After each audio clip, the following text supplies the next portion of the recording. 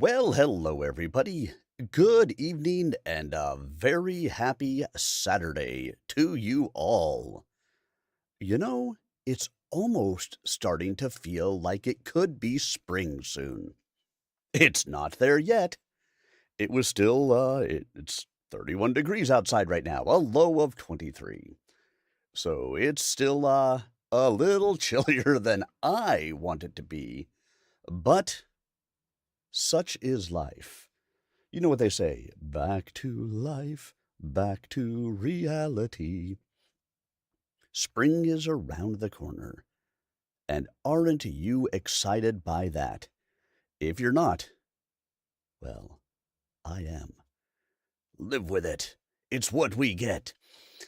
So glad to have you guys here with us tonight as we will be diving back into Tellafrog. Dun, dun, dun. You know you want to be in the Tellafrog, yes? I don't know why I'm in this accent, because there is nobody in the book who has this accent. Not at this time, at any rate. Um, so last time around, we read through chapters 9 and 10, and a gigantic tornado came through. It's always sunny in Westeros. Hello, hello. A gigantic tornado came through, and, of course, our protagonists were safe because they get to be under magical protection. But the church mission, not so much. So after the tornado has gone by, Raileanu charges Arteris to go and check out the mission because he can magically move himself there and make sure that everything is okay, because the father at the mission had been hurt previously by some attacks from Mexican soldiers. So Arteris makes his way over there.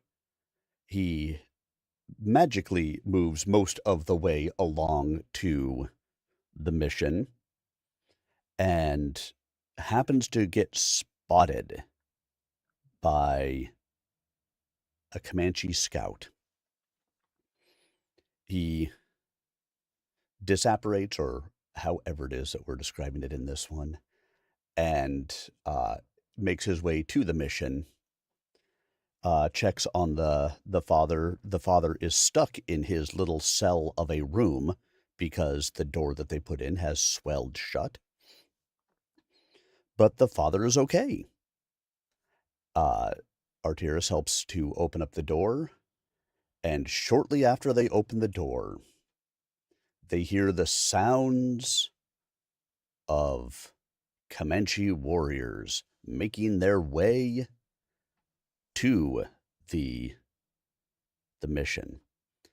And, well, they have an issue with the father and with magic and with all of that kind of thing. So they make their way in. Arteris and the Father Callius, lock themselves into the cell of the room once again, and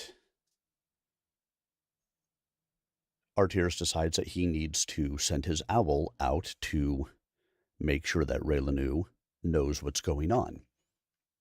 So he does so, but in opening the door, he ends up making some noise, drops his wand outside. The Comanche have now figured out where they are, and his owl gets away. We assume. We don't follow the viewpoint of the owl, so I assume the owl got away. And the Comanche come and work on busting down the door.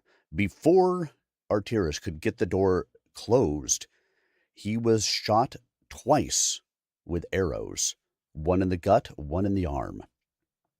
He knows that things are not going to go well for him at this point. His wand is lost outside the room that he's closed himself back into. He's been shot by multiple arrows. He is experiencing some blood loss and pain and all of those fun things. And so he sets himself up with his weapons to try to protect them as best they can. Recommends to the father that he write down what's going on, so that way when Raileanu does arrive, he can find out what has happened. And the father says, "No, this is all my fault. It's all me," and proceeds to tell Artyrus all about it, which Artyrus paid absolutely zero attention to. So we don't know what's going on at the moment. We don't know why the father is convinced that it was all his fault. I assume we will find out later on. But unfortunately, the chapter ends. Chapter 10 ends with the father and Artyrus not being among the mortal plane anymore. So that is where we will pick up in our reading for this week, is after all of those events. Now, obviously, I told you this in about 4 minutes. It was, an hour and 15 minutes to read the chapters yesterday, so there's a lot of details left out. You know you want the details. You know you want to hear it all. You want to read it all. You want to support the author. You want to support me. So you're going to go out to the YouTube or the Rumble channels, and you're going to look up Tellafrog, and you're going to watch the previous videos of Tellafrog.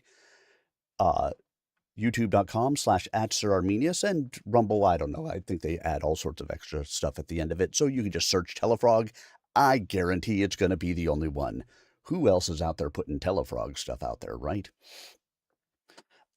You can also stop out to the author's website, tellafrog.com, to ask questions, find out more information, or you can stop out to his page on Amazon, pick up Tellafrog. Hey, if you have Kindle Unlimited, why not download it and read along?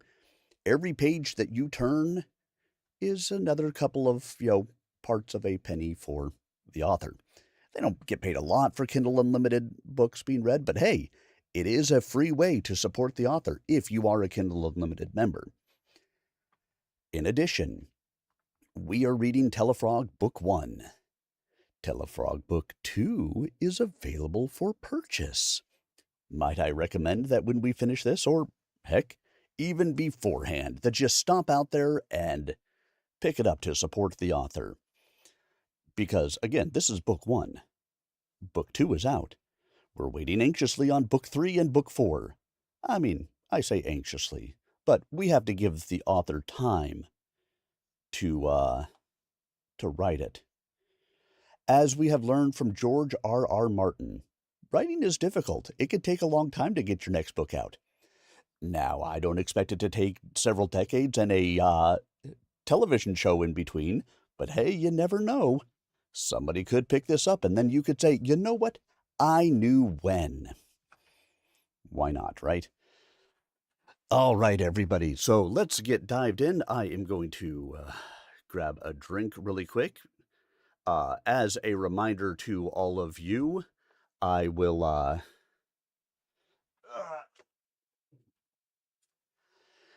be recording these. All right, should be done in Amazon by the end of the summer. All right. I do record these, so I do not engage with the audience during the chapters, but our author is here on the YouTube channel. You are welcome to engage with him or each other across the various platforms and be able to ask questions and support each other. I will be happy to engage in between chapters and answer questions and give you my perspective on everything as we go forward. So if you see me not engaging, well, that's why. Because I'm reading. And engaging in the middle is great for you. Doesn't do a lot of good for the people who are viewing it later on. So we'll stick to the book.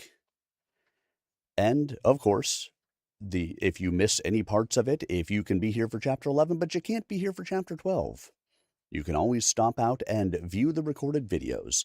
I will have them posted later this evening for your listening and watching pleasure.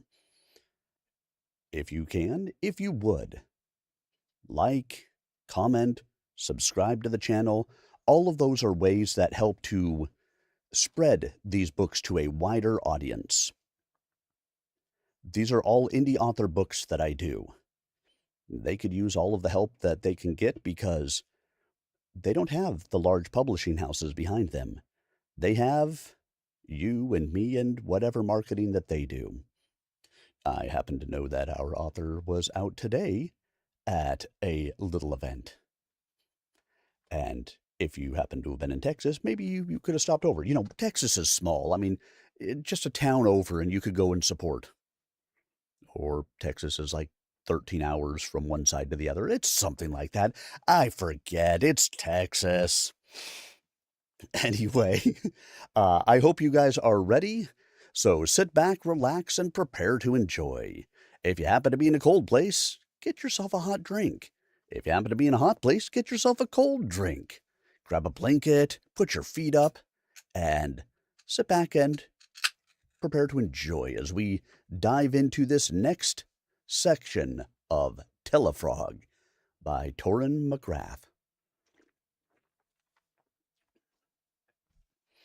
And we will be starting tonight in... I know, Texas is, just because it's bigger than like almost any country in Europe, that doesn't mean anything, does it? I say almost because I think technically Russia is in Europe. And Russia's a big country. All right, guys. Here we go as we dive in, starting in Chapter 11. It was dark, and Artyrus should have been back by now. I went out to the front porch after helping Mama with dinner. We were waiting for him to eat. He'd been gone for over an hour. Even if the circumstances were bad at the mission, he should have come back for help. I was beginning to seriously worry. As I turned to go back inside, I heard a bird in distress, but barely. I went out to the center of the front yard and strained to listen. It was an owl, injured. It is true that the time I had spent with Catherine and hearing her voice was limited, but it could be her. "Mother, I think Catherine is around here, hurt. I need to go out and check," I yelled over my shoulder. "Are you sure?" she asked, coming out, rubbing her hands with a cup towel. "I can't be sure it is an owl. It may be her. If Artyrus is in trouble, I have to know." "Oh, just a moment." Mama grabbed my arm, then turned back into the house. "I think I hear the professor calling." "I'm going before it gets any darker. I'll take a lamp and my pistol." I stepped in the front door, grabbed my gun belt, took the pistol, and made sure it still had percussion caps on all six. I took a match, lit the lamp, and headed up the trail. It took me about 20 minutes to make my way out on foot. I had to go around the left side to follow the sound of the cries, which were definitely in pain. I didn't detect anything else out of the ordinary. I arrived at a small group of large cedars which were located on the edge of the woods that protected our home. She was somewhere in the lower branches. I set the lamp on the ground beneath the low limbs and stooped underneath to take a better look. She was on a limb next to the trunk, dripping blood from her right wing.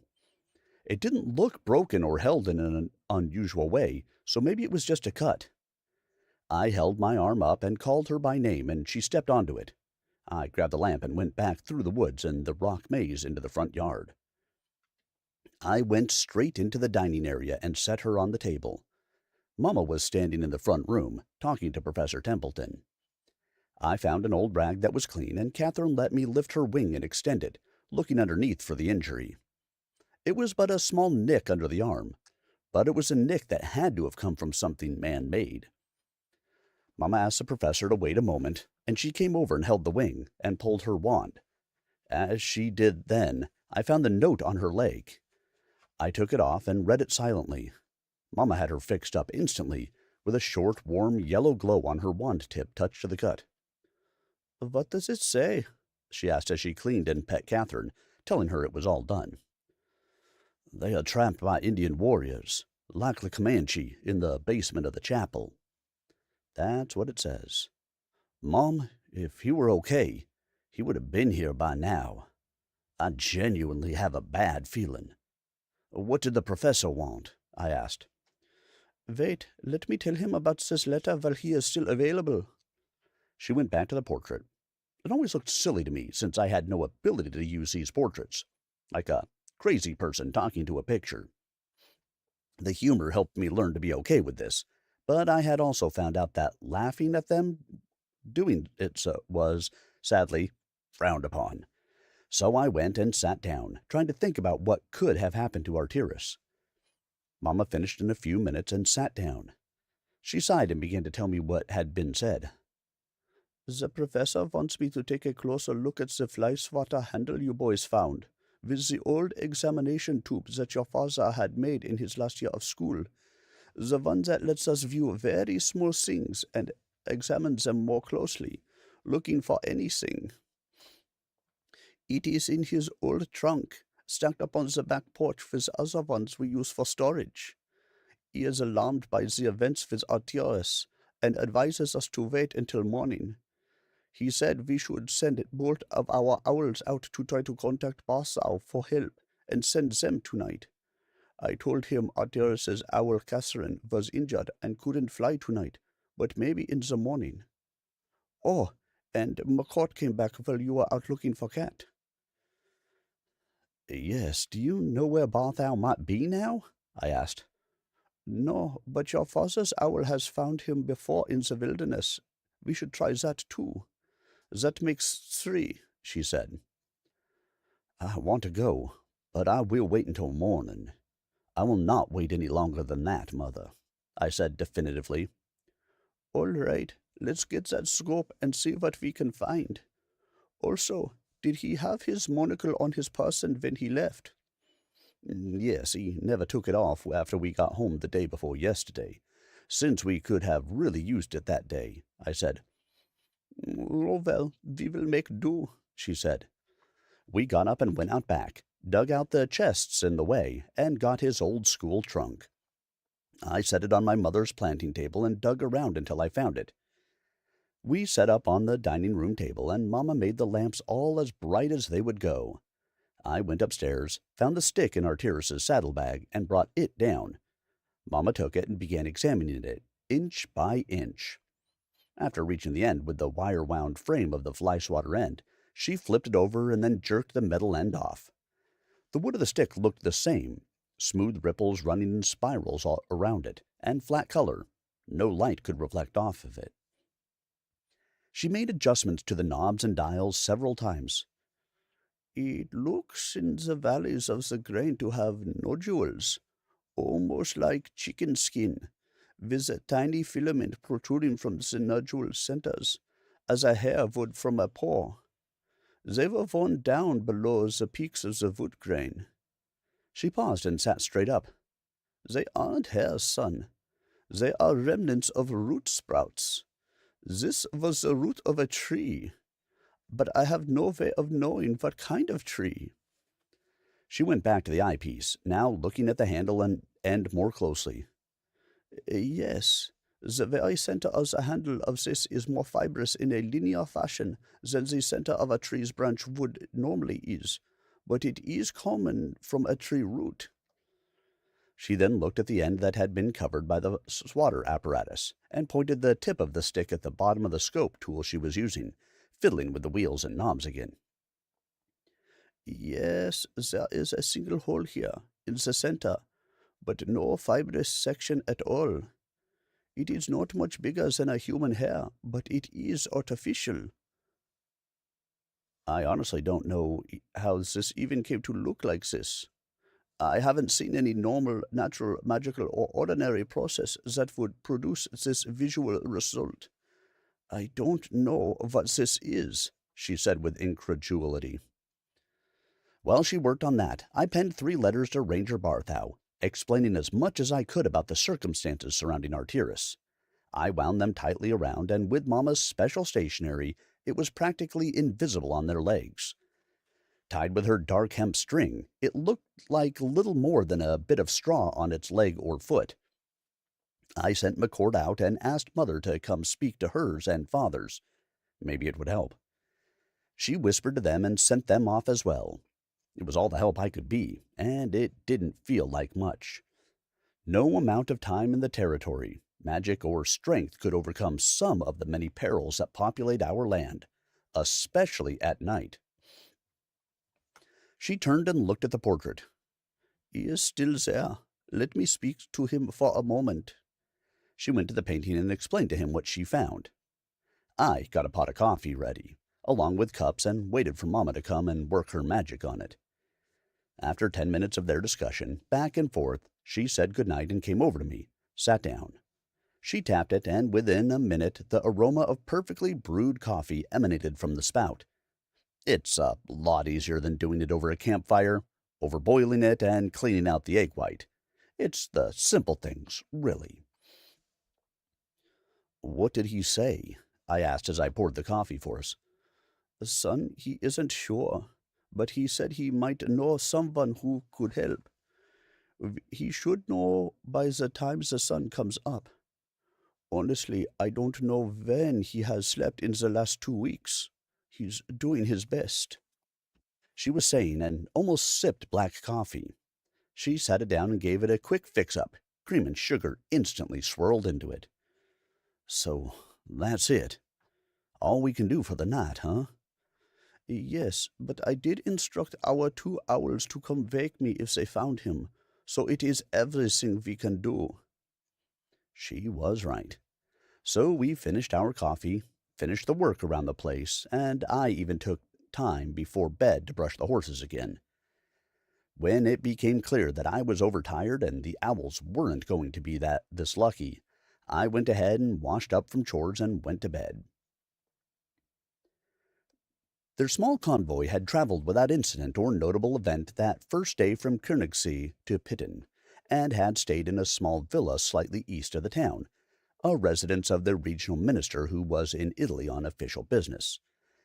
The staff were very happy to welcome them, and even before daylight had all the horses tended to, drivers and soldiers fed, and they were all waiting on Monica and Clement's family to be ready to depart. Traveling in the heat of summer, most places are quite uncomfortable, but the cool breezes that made their way down past snow-filled crevices made this trip more pleasant than most. They left at about 8 o'clock in the morning, hoping to reach Kottenbrunn, where Clement's mother still lived. They would hopefully arrive in the early afternoon, as the roads were relatively manageable from here on to Vienna. He was also looking forward to spending the whole evening with his mother, visiting his eldest brother and his wife. His boy was also very excited to see his grandmother. The carriages stopped at midday at a small meadow next to a beautiful stream after crossing the bridge over it. There they set up a picnic, and while they set up to eat, Monica went down to the stream. The rock bed was carved down by the stream, and the very fertile soil was built up nearly 4 or 5 feet, then beveled away from the rock bed at a 45-degree angle. Large gray rocks littered the stream bed, and Monica went to one as large as a couch, took her boots off, pulled up her slacks, and walked to the stone and sat on it, feet in the water. This was fantastic. The sun was on the hotter side of warm, but with her feet in the crystal-clear stream of cold water, it couldn't be more perfect. As Monica realized the picnic was almost ready, a little green frog came jumping up the side of the rock she was on, and then onto her leg. She put her delicate hand down, and it walked sideways onto it. She raised it up to her face, smiling, and could have sworn the little frog smiled back. It closed its eyes, soaking up the sun. Just then she really hoped Raileanu was okay, and was glad she was going to a safer place. She gave it a little kiss and set it back down, as they were waving at her to come eat. Maybe there would be a portrait she could use at the overnight halt so she could check on her own little frog. Professor Templeton had worked into the night, even before hearing the several messages from Mrs. Tellafrog about Artyrus and the descriptions of the stick he had asked them to inspect closely. He recorded them in the book and decided to research further in the morning. Again, it was not to be.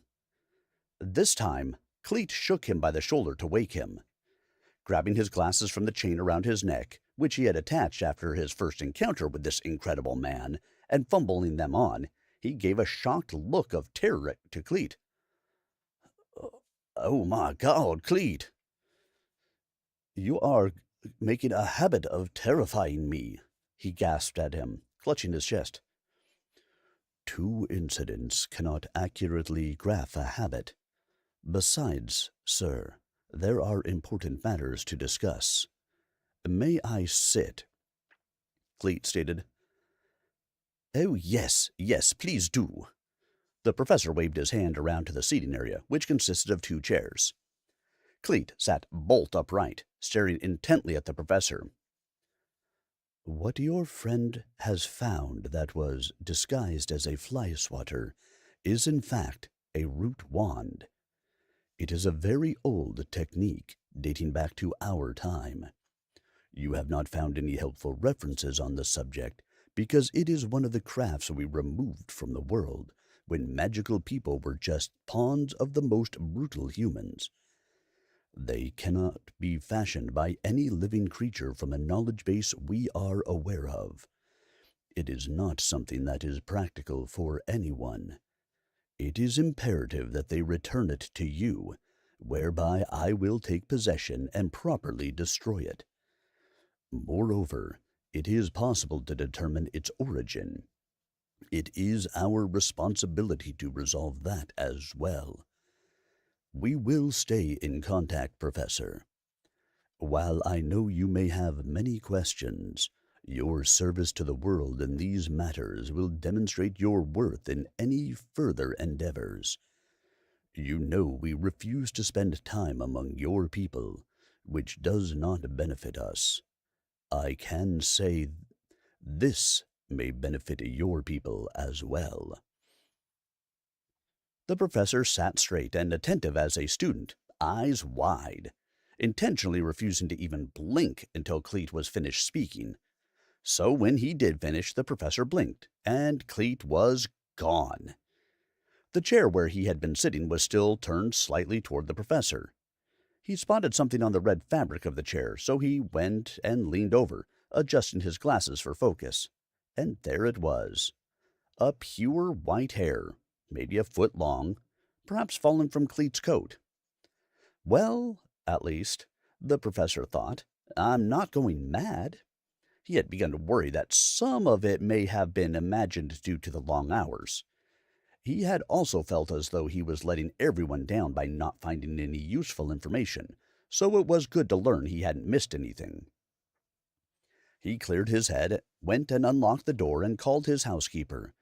He would need to eat and wait at the portraits for anyone who could get word to the Tellafrogs as soon as possible.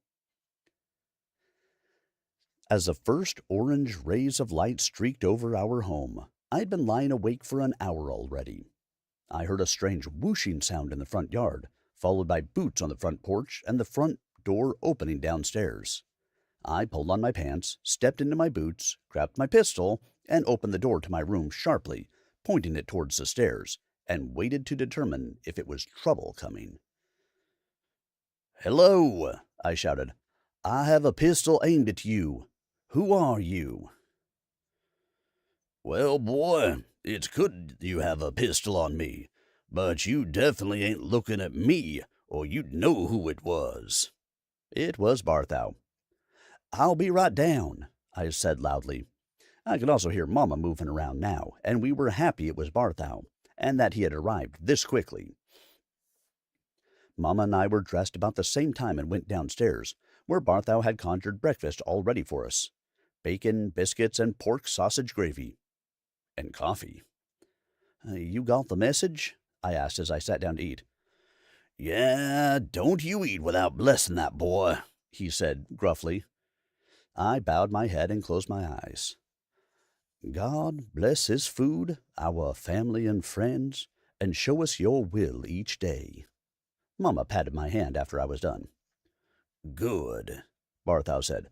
"Let's eat this grub and go to your friend, buddy." Where were you when you received it? Were y'all done with getting the new prison set up? Mama wondered. Yes, ma'am. It's called Schism, and it's in the craggy stone at the south end of the Rocky Mountains.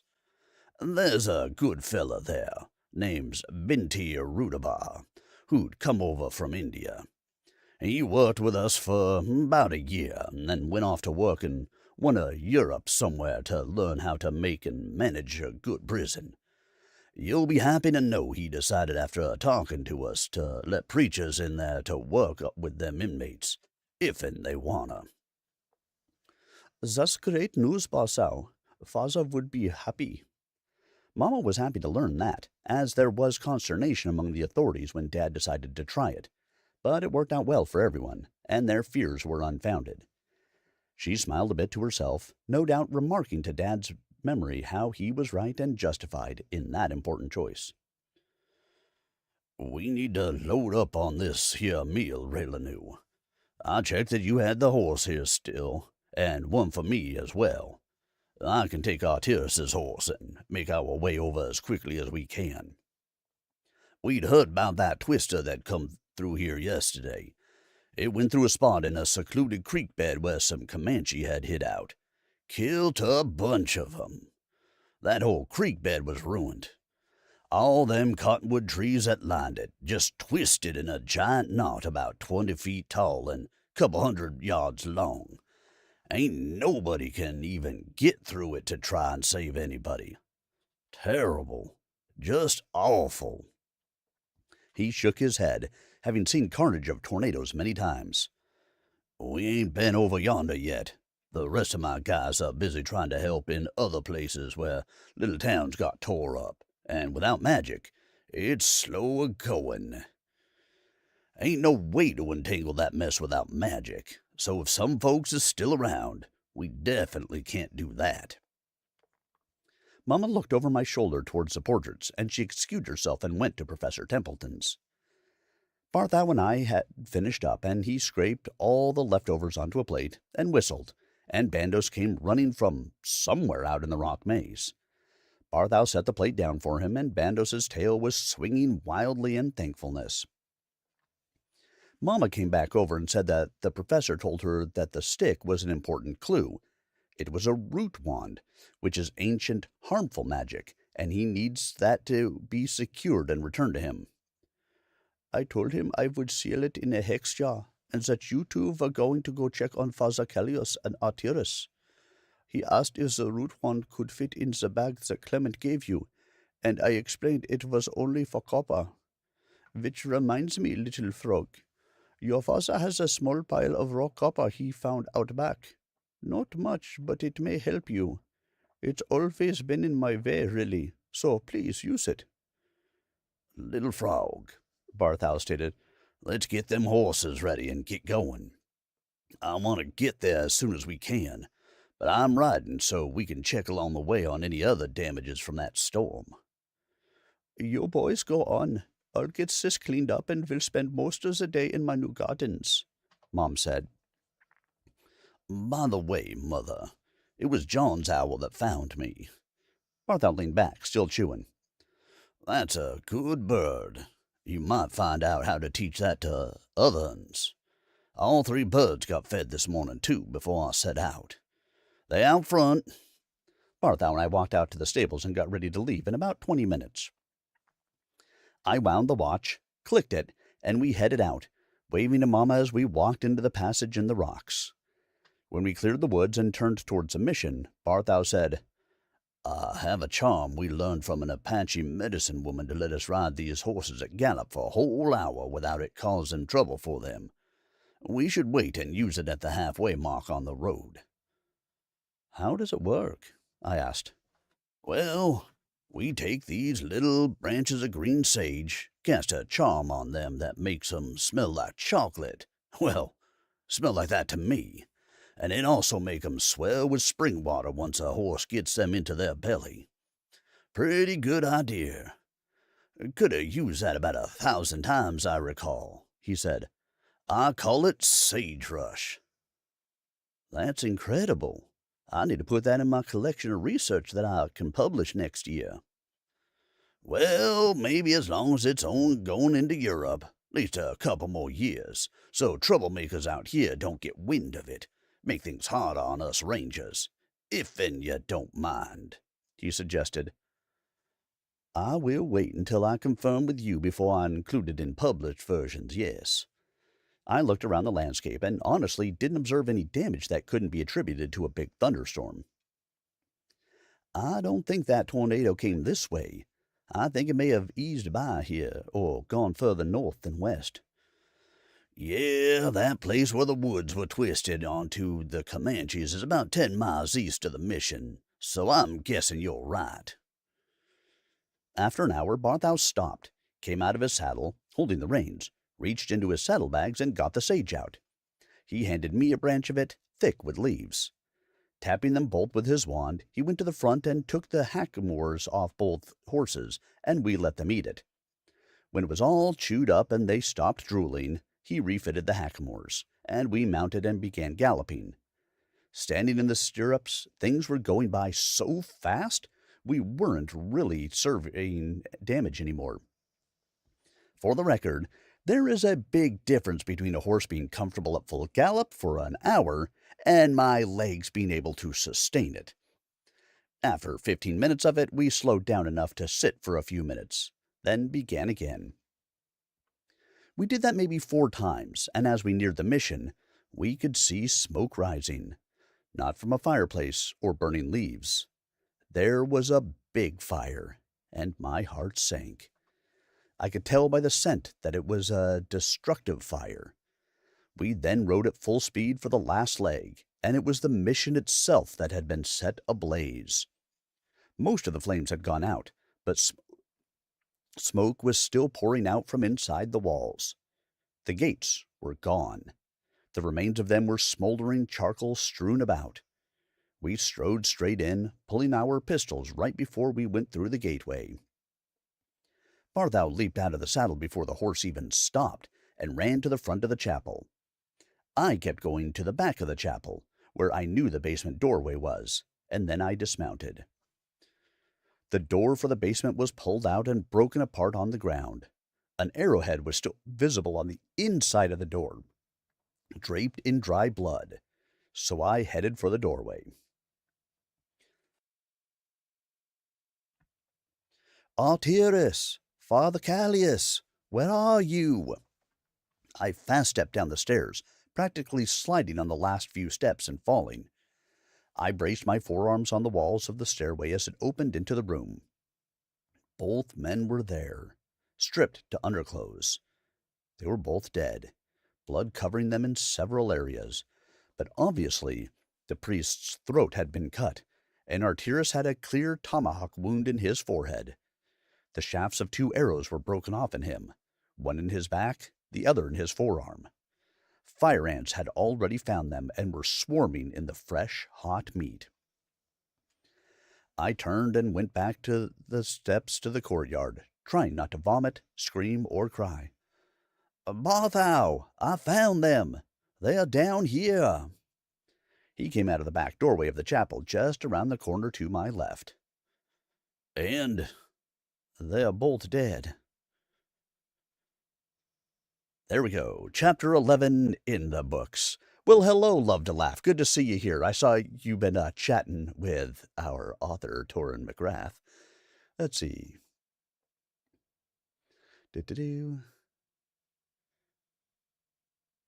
You have some good news about your DB? Yay!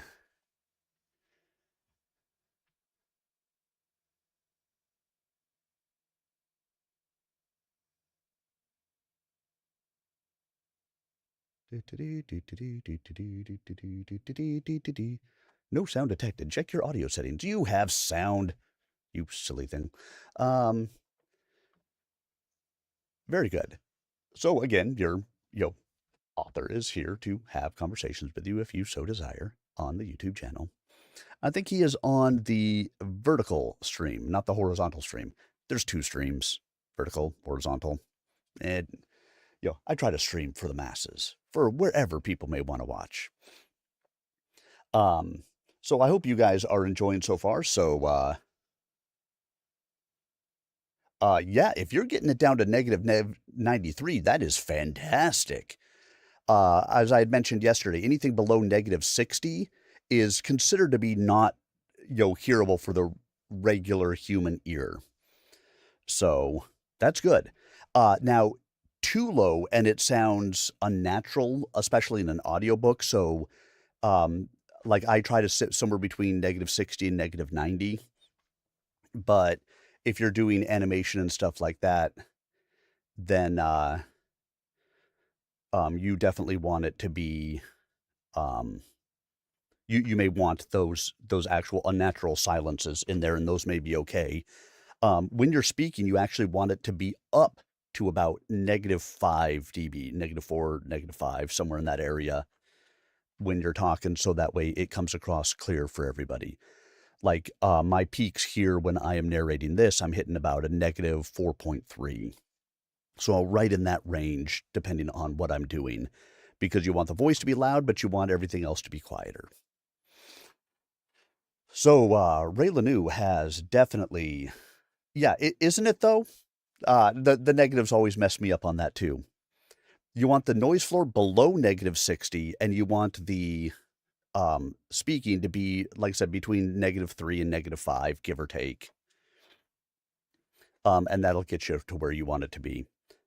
So, Barthou has arrived, helped Arteris to get to the mission. Oh, Arteris. Arteris is not made it any longer. But Raileanu and Barthou made it to the mission and unfortunately found that Father Callius and Arteris didn't make it.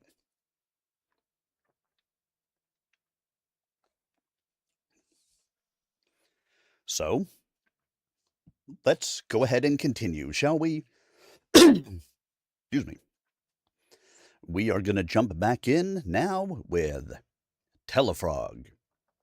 Chapter 12. Barthou went to the door, inspected the arrowhead, and then went down. After close examination, he stood. Yep, that's Comanche.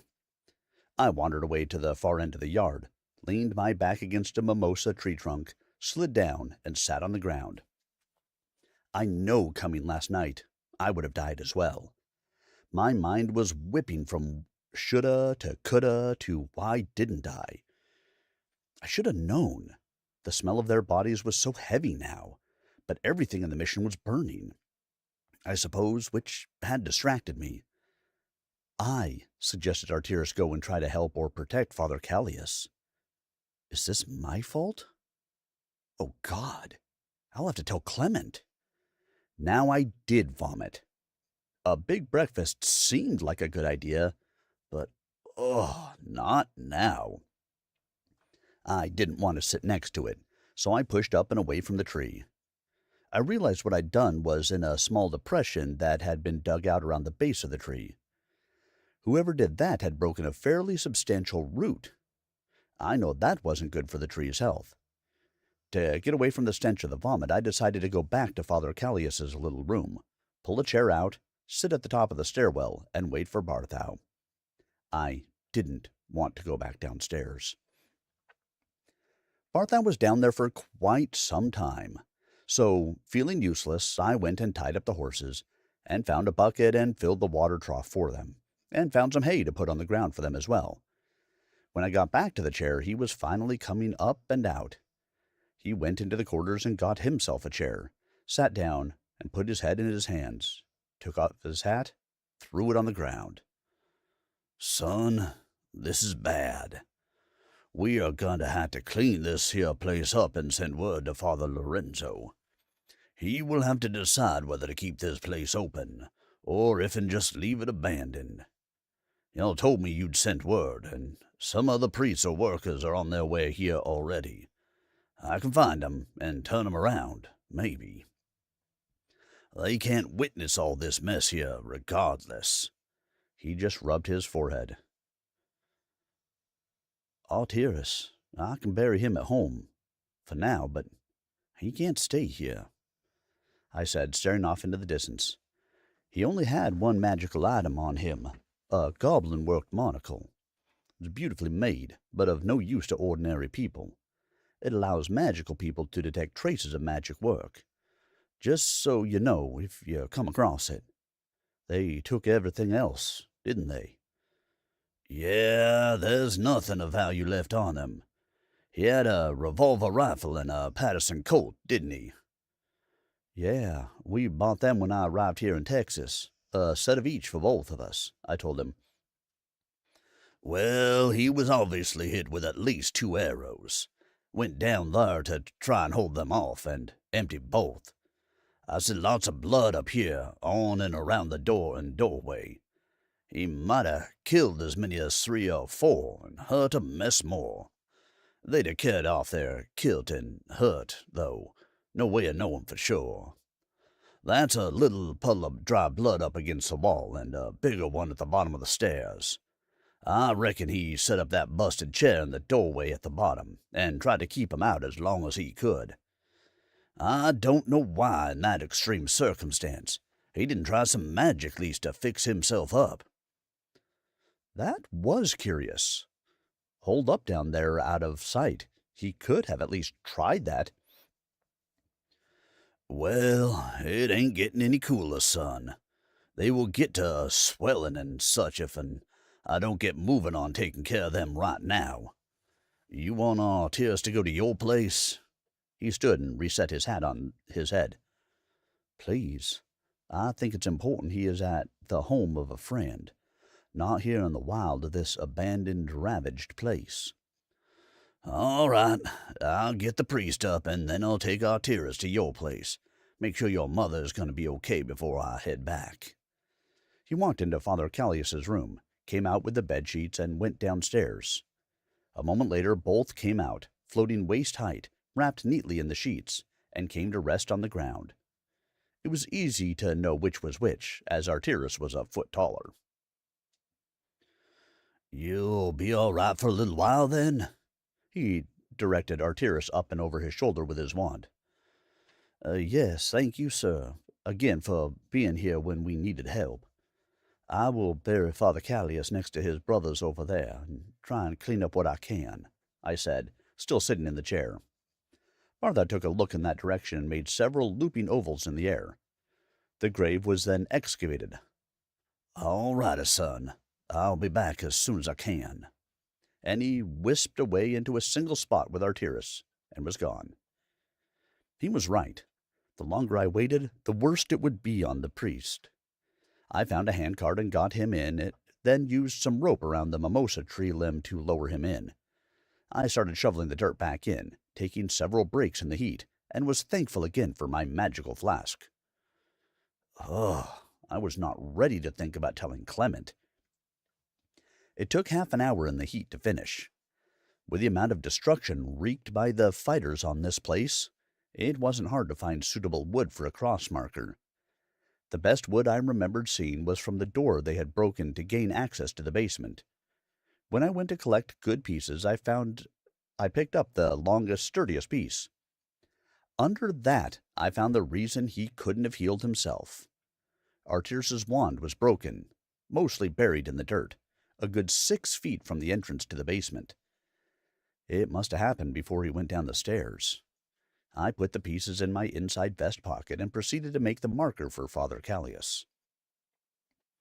When it was finished and set, I went to my saddlebag and got some sourdough and jerky.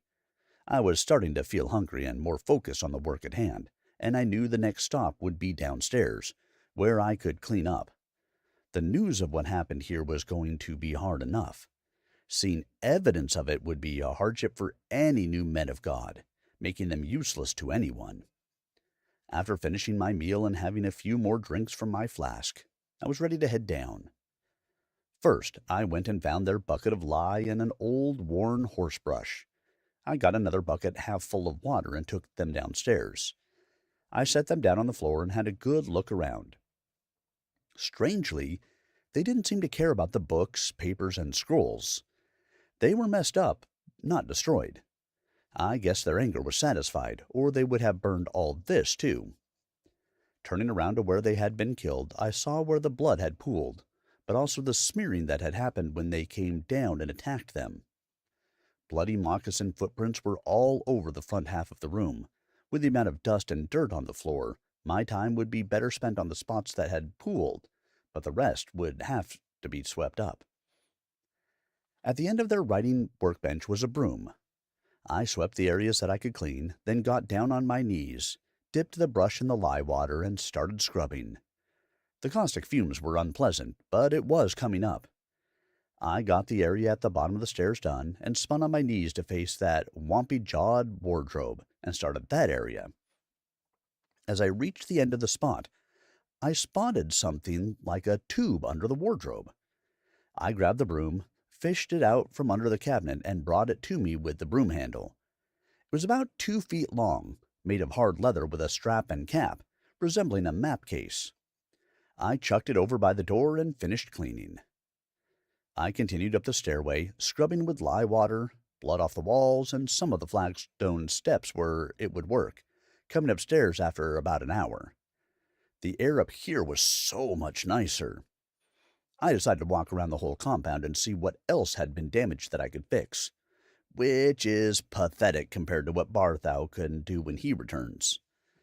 I decided to check for a ladder or something to climb up to the bell tower for a better look. The whole entrance to the back of the chapel was black from the soot of things they tried to burn in there, and I went in. They had burned about half of the pews, the lectern, and some of the decorations.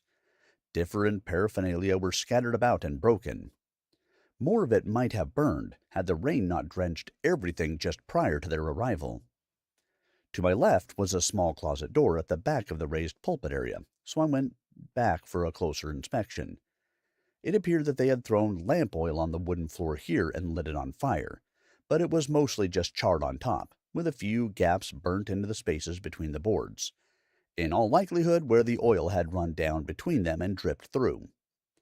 As I walked on them, which I had never been to before, the hollow sound beneath the floorboards sounded deep.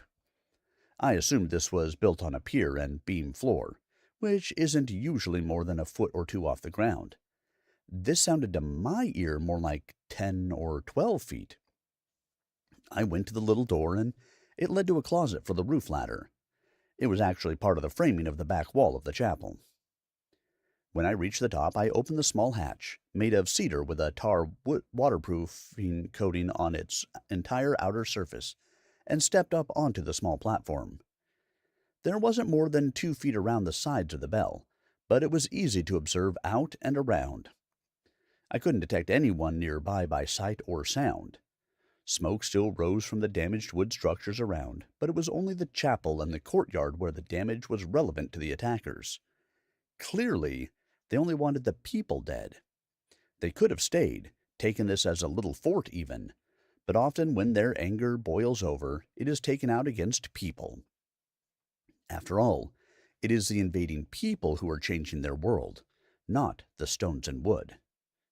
It all felt so sad that all people do this. It is worth noting that even before we arrived, or the Spanish, or now the Mexicans and Texians, the Comanche fought every other tribe, including the Apache. They killed and took land and slaves from each other. I'm sure there are tribes that no longer exist because of the evils men force on others. For whatever reason. That cycle cannot be what God intended for us. For any of us. The worst, at least in European history, is when violence is justified because of what they perceive God, or a God, wants. In the end, it is always the ambition and thirst for power of one group over another, and God plays no part in that conceit. Free will is either totally free to decide what to do and how to justify it, or it is limited and manipulated by the Almighty. I see no evidence that anything other than the same impulse that led to expulsion from the garden is to blame for any atrocity. Survey complete, I climbed back down the ladder. I decided to pry up one of the damaged boards of the burned area on the floor of the chapel and have a look. They were so badly ruined, they would all have to come up anyway, if they wanted to rebuild. I found an old rock bar at the back of the small horse stable area and took it back to the chapel to figure out what was beneath it. It took quite a bit of wrenching back and forth to pry those old square nails loose, but the board was maybe 2 inches thick by 10 inches wide, and a 4-foot section broke loose. enough room to lower a lantern and look. I found one that wasn't broken back in the basement where I was before, and it turned out to be the only unbroken one. I picked up the map case and laid it on the table before I went back upstairs. Striking a match and getting it on the wick under the glass, it lit up fine. Trimming it down, I lay on my belly and lowered it down. It was deep. It was a mortared stone room, maybe 12 feet square. There was nothing visible, no furniture, and no crates.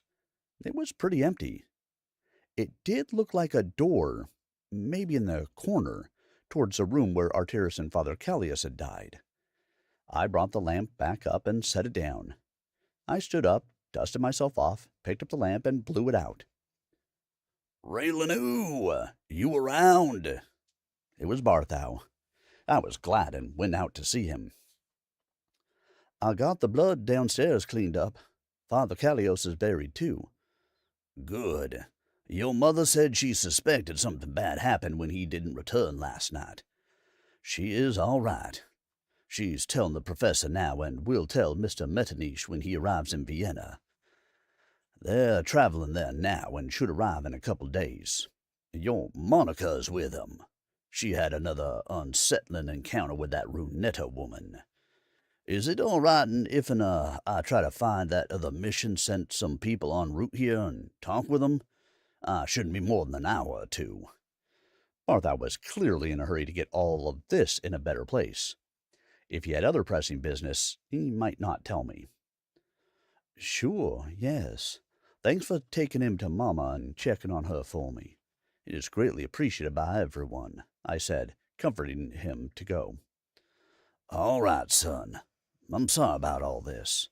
I'll be quick as I can." And with that, he was gone again. I went over to the front gate to figure out if it was remotely salvageable. It wasn't. I took apart some of the sides of the small sheds along the wall and created a makeshift fence that allowed me to close the front of the compound if needed. I went ahead and closed it up, after considering I was alone for an indeterminate amount of time, and even if someone wanted to come to the church, there was really nothing they could want to see here now.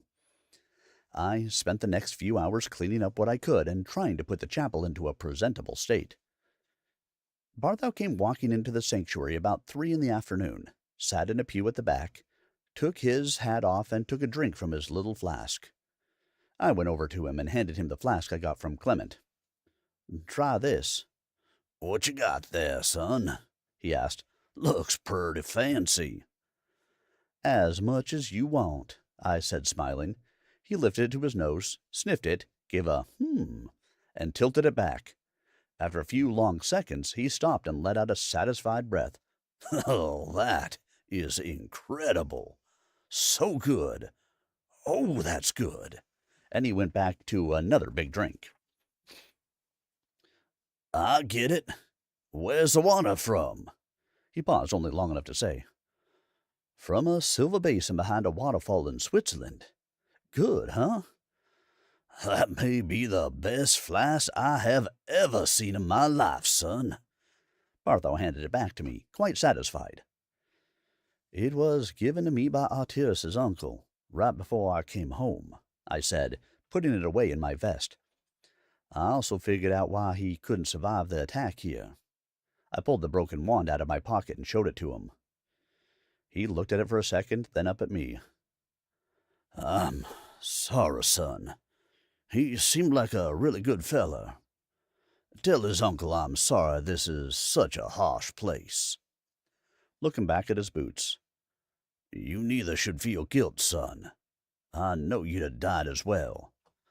None of us know God's plan, and don't ever let anyone convince you of guilt, if you're sure you done everything best you coulda, with the situation and knowing you had the time of troubles. Besides, I know what Arteris would know, too. You, your ma, Father Callias, y'all good folks, and for a soldier, standing between danger and those you care for is all that matters. The big J.C. said it, too. No greater love is there than to give your life for your friends." Well, break is over. I found 'em on the trail, after speaking with Father Lorenzo to start with. They're only a couple hours out, plan on showing up here tonight.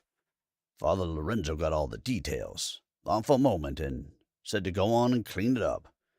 He had told them that Father Callius was very ill before they left. They were going to be ready for him to have passed, so we'll spiff the place up for him. I told them we'd come across him already passed away and buried him. They don't need to know all this grisly business, as I also looked in briefly on the Comanches who were involved here. They had lost all but one baby girl and one squaw. I saw only 4 braves, and they've already gone approximately 40 miles due west. They ain't coming back here. He slapped his knees as he stood up and walked out the front door of the chapel. Once out front, he crossed his arms and looked around. He tipped his hat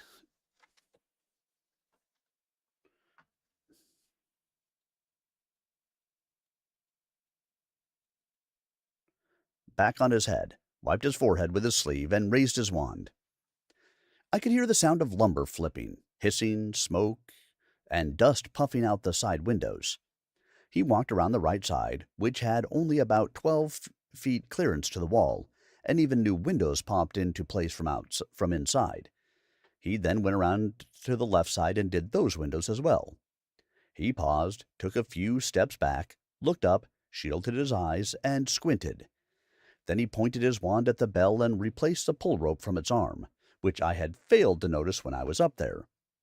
He pointed to the back door which we'd used earlier, and it got a brand new door. He went to the quarters around back, put new bedding and sheets on the Padre's bed, then went around to the bunkhouse, which he hadn't been into. The windows, again, these hinged to open in, fell into place, and provided them with new bedding as well. Barthou continued around the perimeter, repairing, cleaning, and replacing necessities as he came to them. I decided to head down to the scriptorium and get the map case off the tabletop that I had left. I wanted to examine what was in it. It didn't look like anything down in the dark, so I went upstairs in the afternoon light. There was a piece of leather stuck down at the bottom, so I pulled that out. And then I thought I saw something else. Angling it so the sunlight went all the way down, there was only a single sheet of paper rolled at the bottom. I reached in and slung the case on my shoulder and unrolled the page. The time with Clement's mother, while a lovely experience being with a tight-knit and loving family, was extended by a whole day after Monica and the troop were back on the road. Truthfully, she welcomed the extra day off riding in the carriage, as it is so much more difficult on one's body than dislocating. They would be in Laxenburg tonight, and the hotel was already preparing for their arrival. Clement would give a small speech at the town hall tonight, followed by a reception to which Monica would attend. However, his wife and children would retire to the hotel for dinner. The meeting was intended to discuss increased seed stock for local farmers and the government's plan to build a grain mill on the river, which would operate at no cost to the farmers, except for a 10% claim on the milled product. Monica was looking forward to the midday halt, as it would be near a location known for truffles. Raileanu had shown her something the time before their last visit that may help find them using magic. He had discovered it while someone was using a spell to show where a plant was healthy, glowing red, and not healthy, glowing blue. He noticed, while this was happening, that he could use his keen hearing to verify the movement of white threads of mushrooms through the soil, thanks to their speed. He perceived the ones he was observing were glowing green. She was keen to try it. Nothing else of note occurred on the pleasant ride to that spot.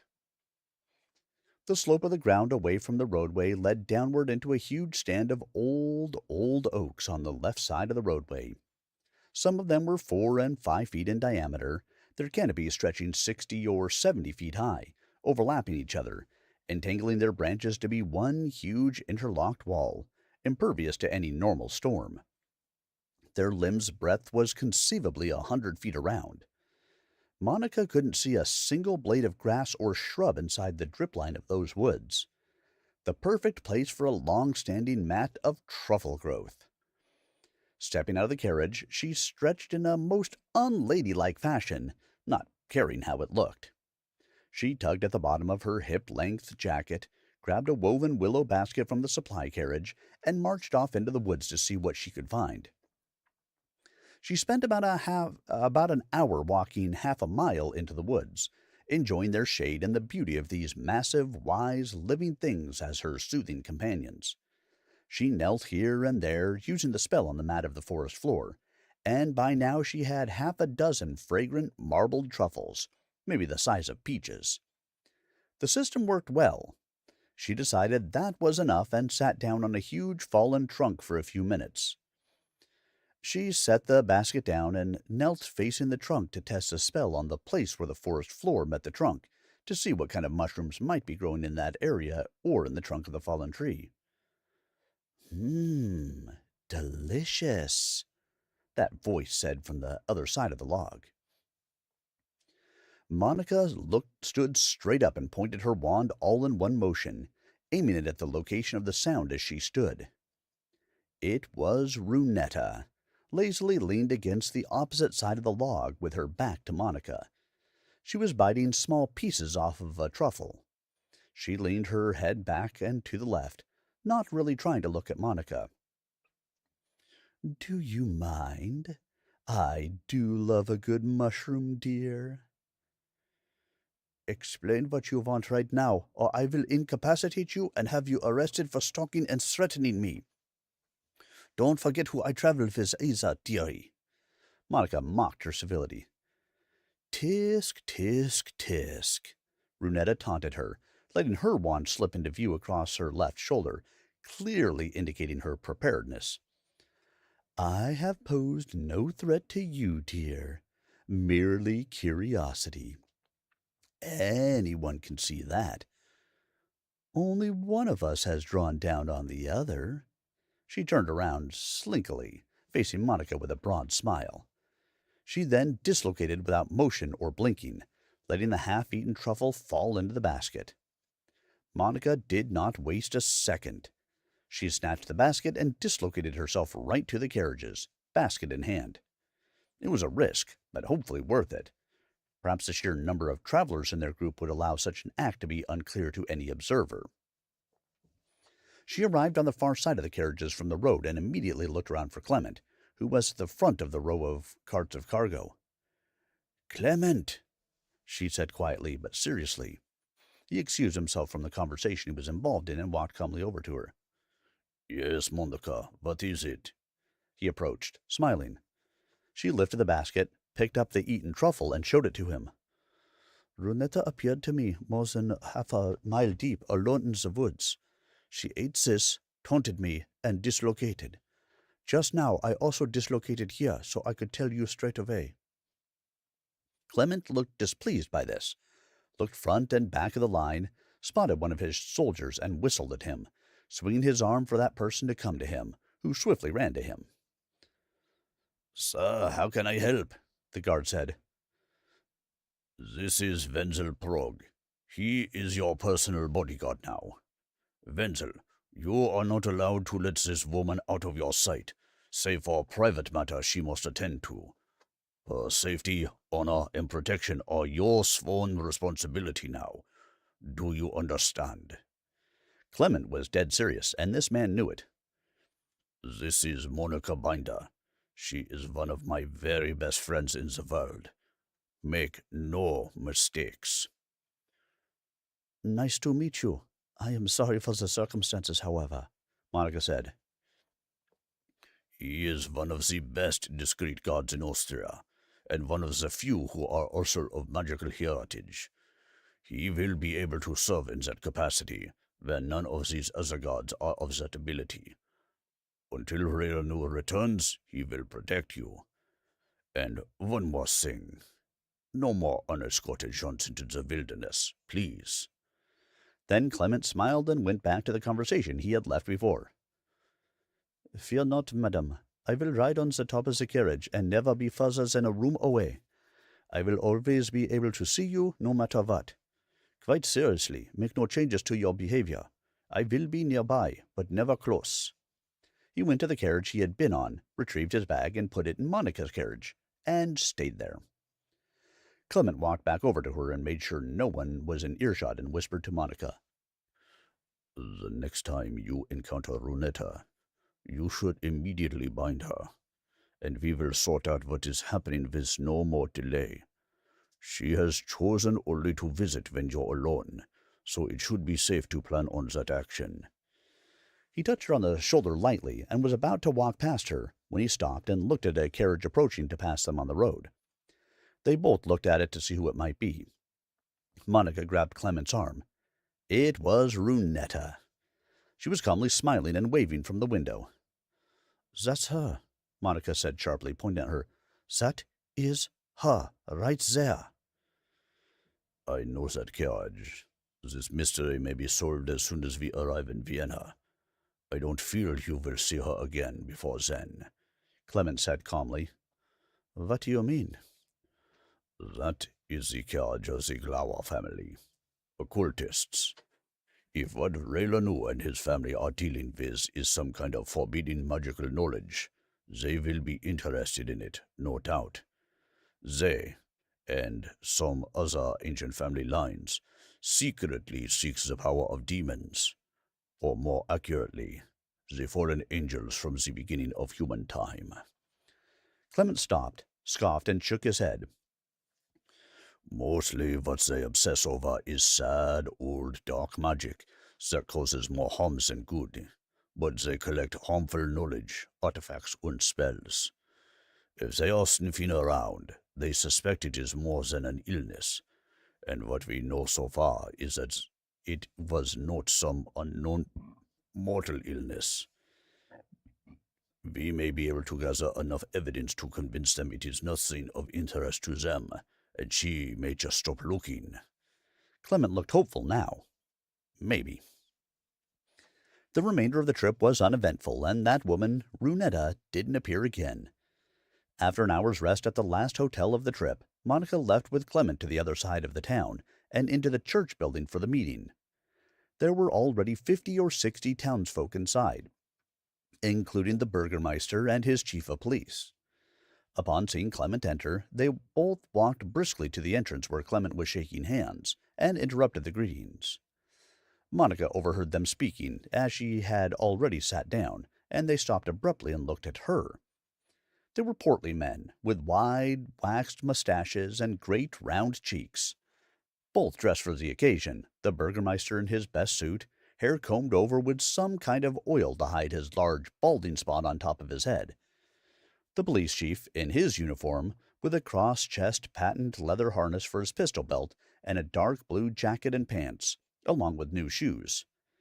Briefly, it struck her as comical, the first moment of levity of the day, but neither looked to have put those clothes on in some time, perhaps 50 pounds worth of time. The police chief hustled everyone away from their little conclave, then pointed at Monica. "Do you know this woman?" The police chief tried to say with force, but whispering, and Monica could see he was profusely sweating now as he asked in earnest. "Yes, she is my assistant," Clement came up with quickly. "Can she be trusted to be discreet?" The mayor then asked, looking at her, wiping his own head with a handkerchief to control sweat. "Sir, would she be my assistant if she was not capable of discretion?" he responded, staring him down sternly. The burgomaster glanced back at her and then shook his head as to say, "Oh, of course. Yes, yes." "Now, what is it that has you two behaving like this?" Clement demanded, feeling his already long day stretching further out. The police chief pulled a small rag out of his pocket, unfolded it, and showed it to Clement. It was a black and oozy potato. Once Clement had seen it, he wrapped it back up and put it back in his pocket. "The whole store of potatoes that was stored in the warehouse barn you passed as you came into town was found this morning. Then late this afternoon, a porter was storing some sacks of barley in it, and found them all like this. People are already saying witchcraft. Something must be done, counsel." The burgomaster was dead serious, and the chief was nodding as fast as he could, his cheeks flopping around like fish hung on the side of his head. Of course. May I ask you to go to the barn with some workers? Take those potatoes out to a safe place and burn them. They have a black slime mold. I have seen it before this very week in another town. Clement cleverly refused to give a name, so questions and rumors would have no path to follow. Since encountering this earlier, I have already ordered Imperial stores to be sent to replace those affected by this blight. Just let me know how many crates, and I will have them here before the first snows. You have my word. Clement grabbed the Burgermeister's shoulder tightly and gave it a little shake, then held out his right hand for a firm handshake to seal the arrangement, which was reciprocated. Now, let us speak to the people about their new grain mill. Both men were reassured and walked to the stage of the church, where chairs had been set up, talking and nodding to each other as they congratulated one another on how they had handled it. Runetta, do you think? Monica asked, leaning toward Clement, who was still in the center aisle. Yes, presumably just for fun as she passed by, he said, shaking his head in disbelief at her disregard for their kind in every possible way. There we go, Chapter 12 done, and I think we still have time for Chapter 13 tonight. We'll run a little bit long, but that is okay. If you guys are ready, we'll do Chapter 13 as well. I think it's worth doing because of how I can already see Chapter 13 is starting, and it's information I want to know, and I don't want to hold over until next week to know it. So, Chapter 13, it is. And here we go. Chapter 13. This is what the letter said that I found in the map case. Dear Tellafrogs, after the troubles with the former Mexican army and the bandits, the rape and torture of the locals and several other nearby families, I prayed to God for some way to help. I prayed for a week and fasted every day of that week. I was kneeling in the fountain stone room behind the scriptorium, praying, when I felt a shock in my hand, as you might feel on a cold, dry day. In that moment, I felt that God was guiding me on how to help those in my flock. I put my hand back on that mossy spot next to the fountain stone, and it told me to dig up a tree's root and bring it to the fountain. I did. The next day I went to pray, and it had changed the stick somehow. I thought it was God who had done it.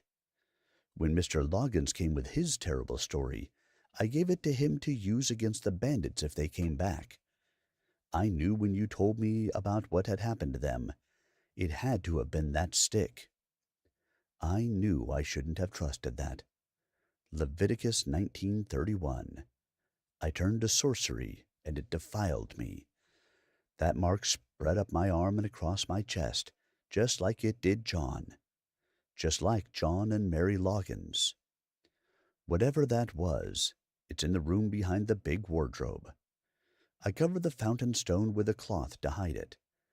That stone in the fountain was brought here in 1812 when a nearby farmer found it. No one knew what it was, but it didn't seem natural, so they hid it there. I used the room for solitude. I was a fool. All of this is my fault for not trusting God, but instead looking for signs and retribution. I am so sorry. Please forgive me. Father Callius. I was about to call Barthou over, and then I remembered what Professor Templeton said. If it were possible to solve this problem without allowing knowledge of this, now obviously some dark power, to spread, I should. I decided to tell Barthou that I'd like to head back home, if he'd be all right with staying and explaining about Father Callius to the new arrivals. He agreed, so I saddled up and went on out, heading home as promptly as I could. I didn't have any way to make more sagebrush, but I could still make it before dark if I didn't get sidetracked. Maybe due to the previous day's storm, I heard dozens of animals feverishly running around in the distance as I made my way home. Gophers, couch whips, snakes, rattlers, and even some coyotes are rustling around, rounding up the remains of other small animals from the storm-damaged area. All were too busy to concern themselves with my trip, and, without incident, I made it home after the sun had set, but before it was dark. Mother was happy to see me, and went on about how she was sorry we couldn't do more to help Artyrus and Father Callias. She reminded me, correctly, that had I been with them, I would have died as well. Maybe so, but that never really helps. No one could know what level of fighting and resistance they were able to tolerate. Knowing all that had happened to lead to their anger, that fury was uncontrollable for the Comanche. They had lost so much more in that terrible storm than anyone else in 100 miles. Mother had already spoken to Professor Templeton about Barthou bringing Artyrus here. He said that Clement and Monica had not yet arrived in Vienna, but he would let us know as soon as they did. She said the professor was very adamant that the stick be preserved, which she showed him was in a hex jar already. I finished getting the horse put up and doing the chores for the other horse as well. I also spent a few minutes telling Artyrus's horse that he was gone, brushing and comforting him, before heading inside right after darkness had fallen completely. "Mother, is the professor there?" I asked as I went to wash up. She looked that way and said, "No, it doesn't look that way." "Okay. Do you have a minute to read this? I found it hidden where Artyrus and Father Callias died. Father Callias, I think, wrote it while Artyrus fought off the attack by himself. Then he hid it under a wardrobe in that basement room they were in." I pulled it out of the map case and handed it to her. When she saw the heading, she sat down to finish reading. By the end of the letter, her hand was covering her mouth, and the corners of her eyes were downturned, feeling the sadness and desperation Father Callias had leading to all of this. She looked back at the portrait, and I guessed the professor still wasn't there. "He will need to see this. We will stay awake until we see him, and I will hold it up so he can read it. This is not the kind of thing we need to let go of. I mean, to pass by owl or any other means to anyone." She was very serious about it. The maternal concerns about what had happened to our friends had drained away, replaced with somber intellectual fortitude. "Put this with the root wand, and son, protect that satchel with your life. The professor has seemed more and more anxious about these reports, and I feel this will make him acknowledge some fear he's been frantic to avoid finding." She held it up to me, and I folded it, wrapped it in a piece of deerskin made with straps designed to keep important documents safe from the elements. Father had dozens of these, as often paperwork for prisoners came and was sent in them. "Has the professor mentioned anything about Artyrus yet? What should be done?" I asked over dinner. "He said we shall keep him in a suspended state until we speak with Clement. He is currently in his room, and I have him in a state where he is floating above his bed. I went ahead and packed all his things neatly, and collected personal things from his horse rigging as well." She didn't eat much, and was already drinking her evening tea. "I found his wand, which we can pack in his things also. It lay broken just outside their basement refuge. It explains why he was unable to survive, heal himself, or last very long. Barthou thinks, and I agree, that he was apparently hit by an arrow right outside the door to the basement and dropped it. He had no choice but to retreat down to the basement, barricading the door with his wand outside. The attackers presumably broke it, since they were blaming the tornado on Father Callias's imagined alliance with magic against them," I explained. "He was very strong and brave. He stood to protect the helpless priest, and did so, giving his life.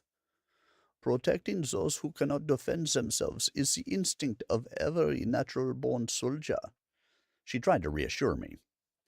The problem is, I know that the attackers were unwaveringly brave as well. They were taking the remnants of their tribe to attack what they felt were unimaginable odds that had brought evil amongst them. It is always a failure to try and talk and find common ground that leads to bloodshed. But that is where all humans find themselves, between those filled with rage and vengeance and those defending against the rage. It's in the bloodshed that we struggle between the two. Most folk think it is unimaginable to kill someone else. They do, until someone else is going to kill them. So ignorance of real human nature is just as much to blame. We waited maybe 2 hours after dinner, and I had dozed off in a high-backed armchair when Mother shook me awake. "Is here the professor? Bring the letter, please." I had tucked that inside my vest, or she might have retrieved it herself, but I wanted to try and listen to at least one side of this conversation now. At least 8 people had died for this. So I got it out, opened the leather, and handed it to her.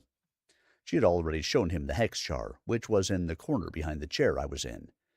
I took both and handed them to my mother, and sat on the corner of the table nearest to their discussion. She held the jar up first, I guess to let him know it was still safe. Then she held the letter right on the canvas for him to read. A few minutes passed, then Mother gasped. "Professor, behind you, is that a—" She could barely breathe enough to say more, covering her mouth with her free hand. "What is it, Mother?" I tried, but only got a hand indicating for me to stop, so I waited. "Professor, he's gone," Mama said. She looked panicked, trying to peer into the professor's room. Then she turned to me, went pale, and a paralyzed expression flooded over her. I realized she was looking behind me. I slapped my hand on the pistol grip, stood and spun around in a single motion, only to be levitated and every limb and digit extended as far apart as possible without pain, before I even got turned around. "Please, Mary and Raileanu, I mean you no harm. Be calm," the voice said, and I finally got around where I could see what was happening. Mother then turned towards the portrait, as the professor must have been speaking. "It's all right, son. This is a friend of the professor. Please, let him speak with us," Mama said. "I will. I'm okay. You can release me," I said calmly. Maybe someone finally had some darn answers about the things that are killing everyone I know, I thought. I was lowered gently down, all of my limbs returning to my own control. "I am the one who can stop this. I am Cleet. I am a high elf. If you will allow me to explain and confirm what you may know or have seen, stopping this is why I am here, if you will let me help," the high elf said. Made sense, so I sat down for what had better be answers. I was ready for someone to make some sense. All I've done is find vague clues, clean up death, and lose those closest to me. "This man, high elf, was in the painting with the professor. When he read the letter with the professor, he came here instantly," Mama said. "I apologize. I never will. Didn't even think the high elves were real. I'm sorry, sir." This was clearly no man. He was close to 7 feet tall, shoulders at least 36 inches across, very long, straight, pure white hair, pointed ears, and clothing that, while intended to appear normal, was, well, vague at best. It was hard to focus on, as the light gray was uneven, and even the length of the overcoat varied and changed while standing still. He had very sharp features, and the eyes, from deep within, pulsed to emit their own blue light. His shirt, vest, pants, and boots appeared to be a much older style, and were also varying shades of gray. His boots resembled suede, but had no buckles or laces. Another thing, he was controlling my body with no wand. Heck, he wasn't even looking at me when he did it. I sat down on the couch, ready to try to solve and whatever all this mystery. I gave the elf a blank stare. Rare, mythical, unconcerned with the troubles of us or not for thousands of years, it was concerned now about what was happening with our circumstances. I have worked with the professor since the beginning of your father's troubles here. We keep the master copy of the book. We monitor it for traces of ancient, what you call, magic. Some of it, after more than 13,000 years we have existed, has remained from that time. Some were not designed for good uses, but for harm. We collect and store knowledge.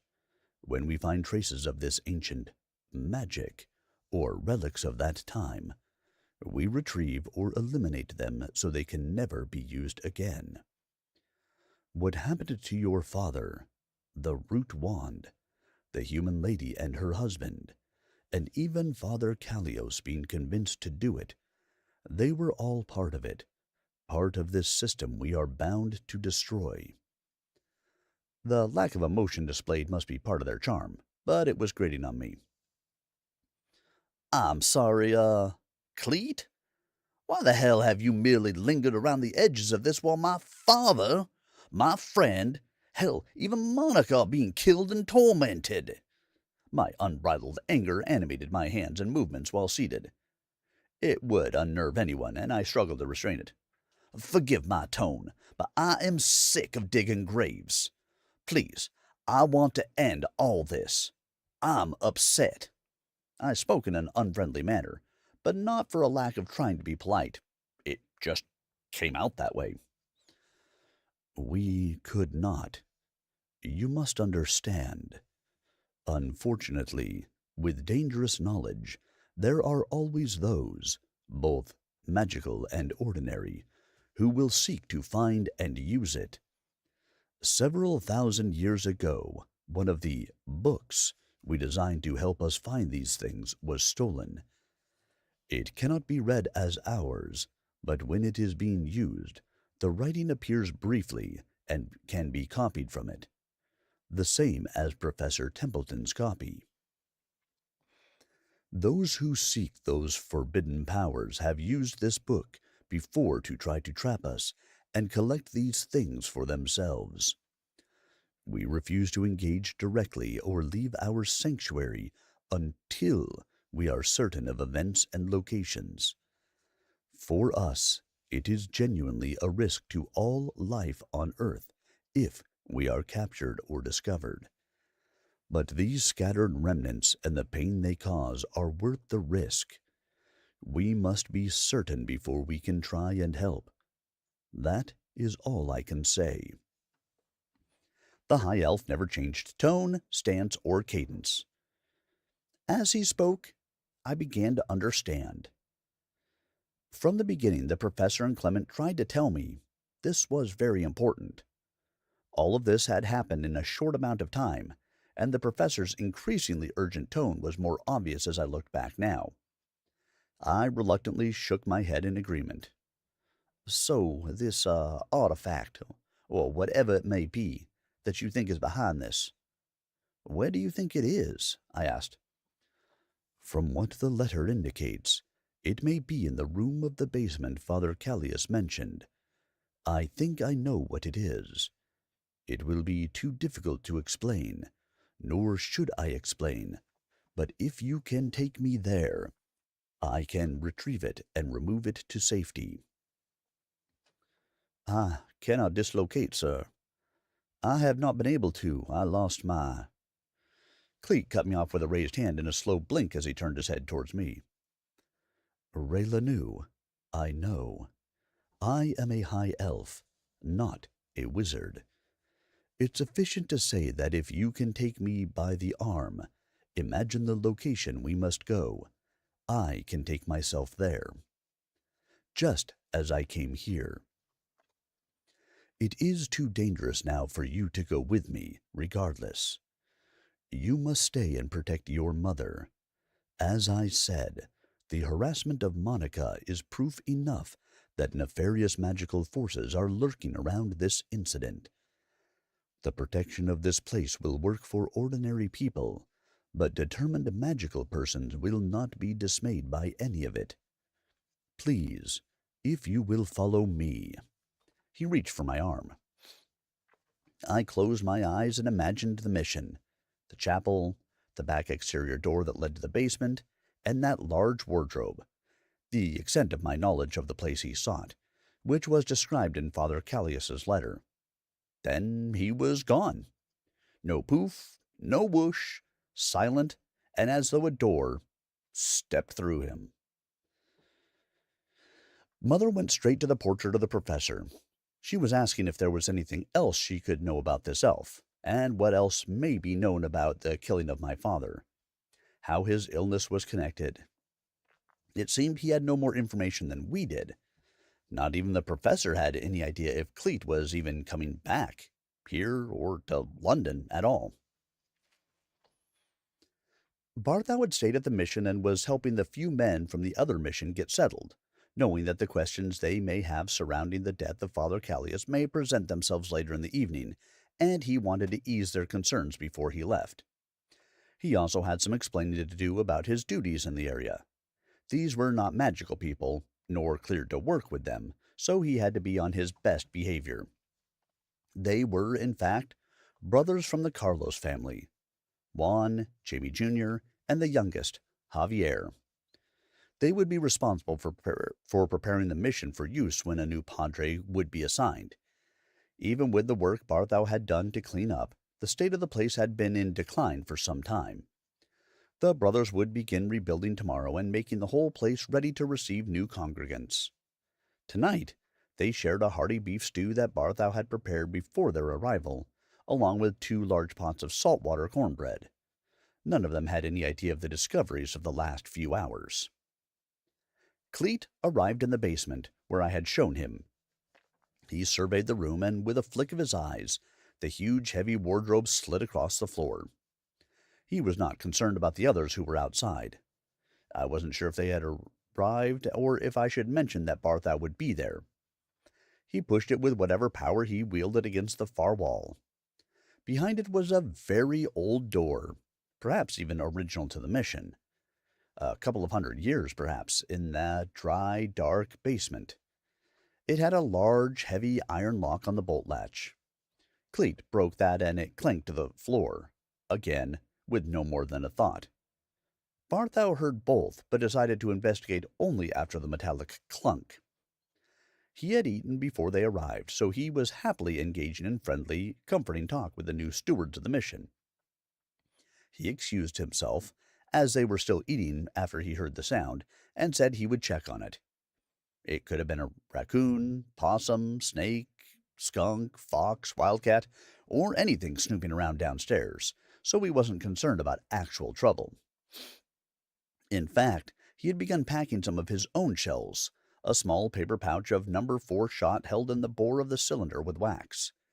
He had a mold for that size in his pack, and would always dig out lead from stumps he practiced on, and figured it'd be a better use of resources to make shot shells for his pistol and rifle when it was only small varmints, and this would be a good time to try it out. It also didn't blast big holes in things, as long as he had a bit of distance. So he pulled the lead slug cylinder out and put in his 6-shot shell cylinder as he walked to the door. Cleet went into the hidden room, which was small and quite dirty. After walking into the center, he turned to his left and saw a tarp over something, maybe 4 feet high and 3 feet wide. He heard the footsteps coming through the door upstairs, paused, and waited until they were halfway down the stairs. Then, with a thought, he froze Barthou, who could no longer think or move. He had no idea it had happened, nor would he when released from it. Cleet then had the tarp whipped off, making the dust and dirt of decades built up on it freeze in the air until the tarp was on the floor. Then it all fell straight down. Underneath was a stone frame over a small copper spout that emerged from the wall, trickling water. At its base was a wide granite basin, filled with water that overflowed and ran into a crack in the floor. In the basin was the source of the High Elf's interest. He recognized it right away. It was a primitive, yet obviously powerful granite crystal silicon orb that emitted an uneven twinkling light from within, visible to magical individuals and Cleet. I had gone to get some coffee from the kitchen stove while Mother was talking to the painting some more. I glanced up as I poured the coffee. They were still talking, so I thought I'd pour Mama one as well. Suddenly, in mid-sentence, she was thrown, or jerked to the left, into the corner of the room away from the painting, and where I couldn't really see, but it looked violent, with a scream indicative of bone-breaking pain. I dropped the pot and cup, drew my pistol, and dashed to the right for a better look at what happened. She was held from behind by a man I'd never seen, with a long, slender-bladed knife to her neck. Who the hell was this, threatening my mother? I pointed my pistol at his face, confident I could end his depraved mind in an instant. Whoever this was, a line was crossed, and now my mother was my only concern. The long, unkempt, thick black and white hair, scraggly, patchy beard growth, and dark discoloration around the mouth and eyes told me this person had been taking various potions I had seen used before to increase speed, strength, and focus. They're commonly used by assassins, mercenary groups, and thieves, but also showed that he was not ordinary. From his other hand slowly raised a wand and pointed at me. Bandos emerged from the back of the house, through the kitchen, and glanced at me quickly before his yellow eyes darted to the corner he was approaching. He silently moved his legs, his body fixed. I saw all this out of the corner of my eye. His snout was already curled, nose pointing straight ahead, huge wolf teeth jittering with fury, legs only moving from his knees down. Maybe he could give Mama a second to get away, and I could stop this monster. Maybe. The next series of events was no more than 3 seconds, but moved so slowly for me. And it stays that way in my mind. Always. I can't seem to remember it any other way. As soon as Bandos got to the corner, I accidentally looked at him. The bastard wizard saw it, moved the wand to that corner. Bandos jumped at him, a flash erupted, obscured by Bandos's body, exploded no doubt from the wand. Bandos's front right paw tried to go for the knife to block it away from Mama. Mama tried to push the man's arm away from her throat. Her back to him, she couldn't see the marks of added strength and speed. Her effort didn't work. Bandos bit furiously at his neck, for just a moment, until he stopped. He looked as though he was suspended in the air, or on him. The man swung his left arm, the one around Mama holding the knife, and effortlessly flung her to the side, while cutting her throat more deeply than anything I'd ever seen in the same motion. I saw her terror as it happened, as her life ran out so fast. So fast. She lay there face down, slightly on her side with bent legs, for only 3 or 4 seconds before she collapsed completely.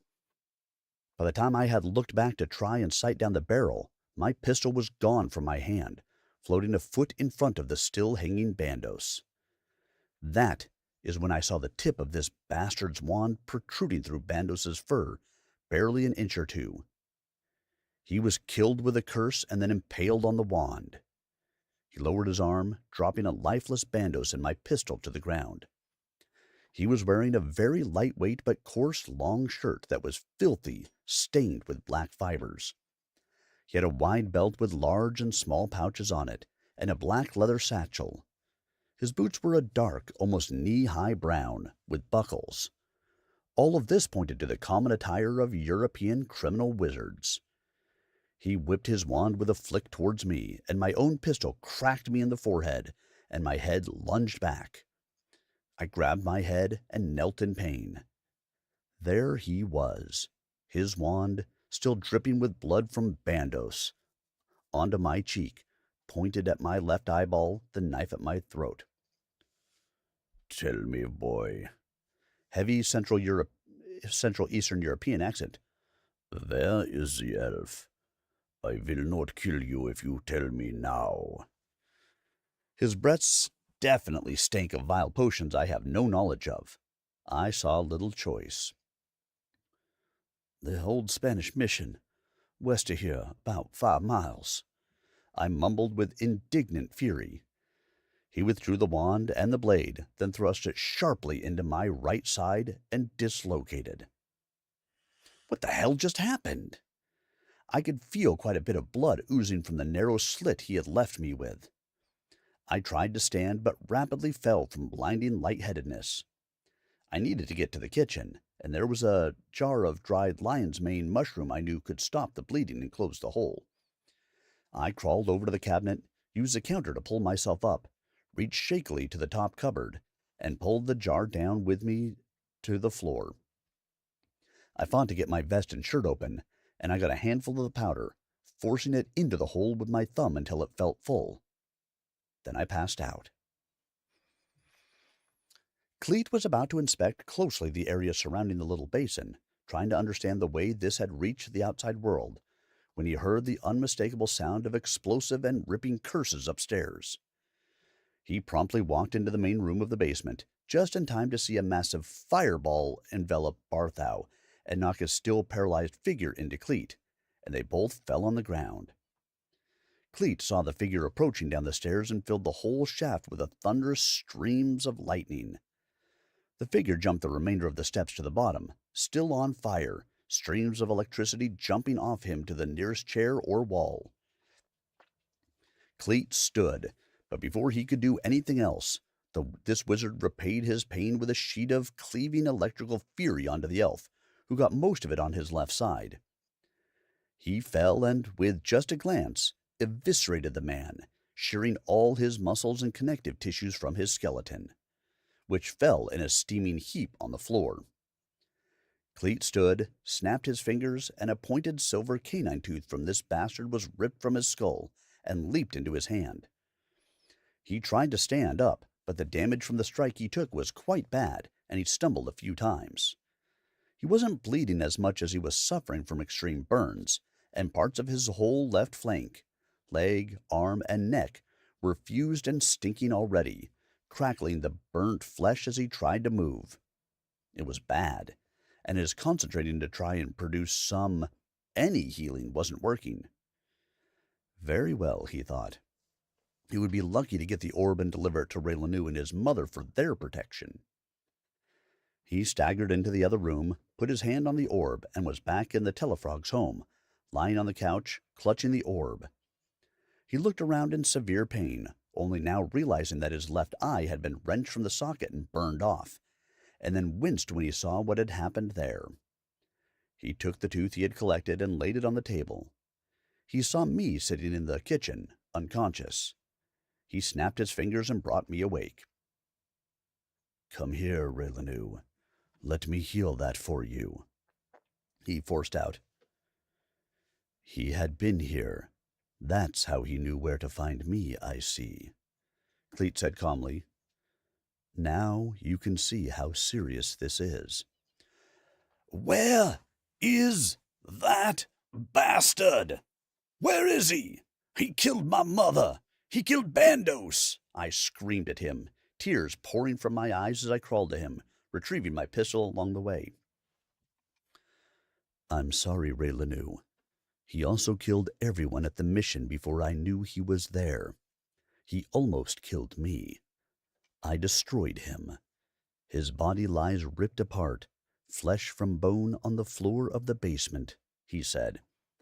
When I finally got close to him, he reached over and touched my side, which felt warm and fuzzy, and as I watched, closed up with not so much as a scar.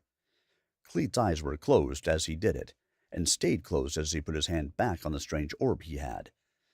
Half of his body, from head to calf, was completely seared. "Can you heal yourself the same way?" I asked, as his pain had to be terrible. "I have tried, but it may not heal. I may die here," he mumbled. "Elves can die?" I asked. "Yes, like any other creature God made. Yes, we can die. There is, however, no disease or aging we suffer from. Please, I am not able to see very well, and my ears are damaged from the fighting. I will tell you about this orb, and you will need to contact the professor somehow as soon as you can. Please tell him everything as well. I don't have more than an hour, I suspect.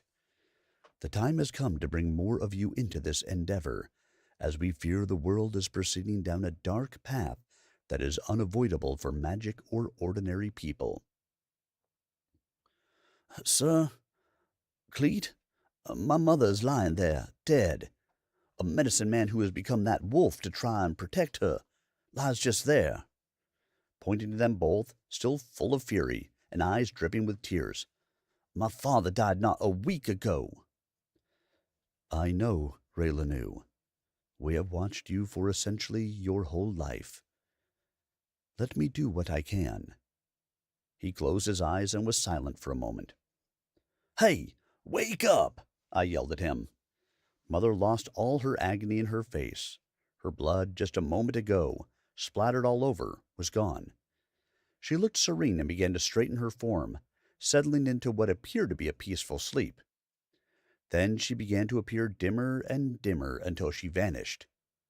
Then Cleet took a few breaths, and Bandos, too, looked to lose the gore of his demise, and then turned into a white, glowing cocoon that extended to 5 feet. The light lashed away, and he was in his human form again. In full regalia for a ceremonial burial, he, too, vanished. I looked at Cleet, who had several tears on his cheeks running down behind his ear, as he was mostly reclined on the couch. He breathed deeply several more times and opened his eyes. I don't know if he was as emotional at these events, or even his own impending death, or if he was in immense pain. "Oh, what have you done with them?" I yelled again. Your mother lies in repose with your father. The inscriptions on Barthau's tomb updated to show their lives of love and sacrifice. Bandos has returned atop a pyre to his people. They deserve to see his accomplishments and celebrate his life before he is given back to the universe with fire. I hope this is acceptable. It has taken most of the life I have left in me. They both deserved the best I could do. Now, before I begin, do you wish to write these things down, or would you like me to try for you? What follows is taken from my actual scribblings as Cleet spoke, and it may seem disconnected or confusing, but trust me when I say at the time I was even more confused than you might be.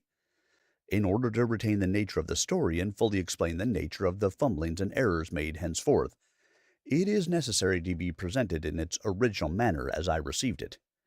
In further volumes, the gravity and breadth of the High Elf story will be made plain to grasp. All right, okay, no, I can. I wiped my face and tried to compose myself. Did you see Barthau at the mission? Yes, he too, I am afraid, was killed.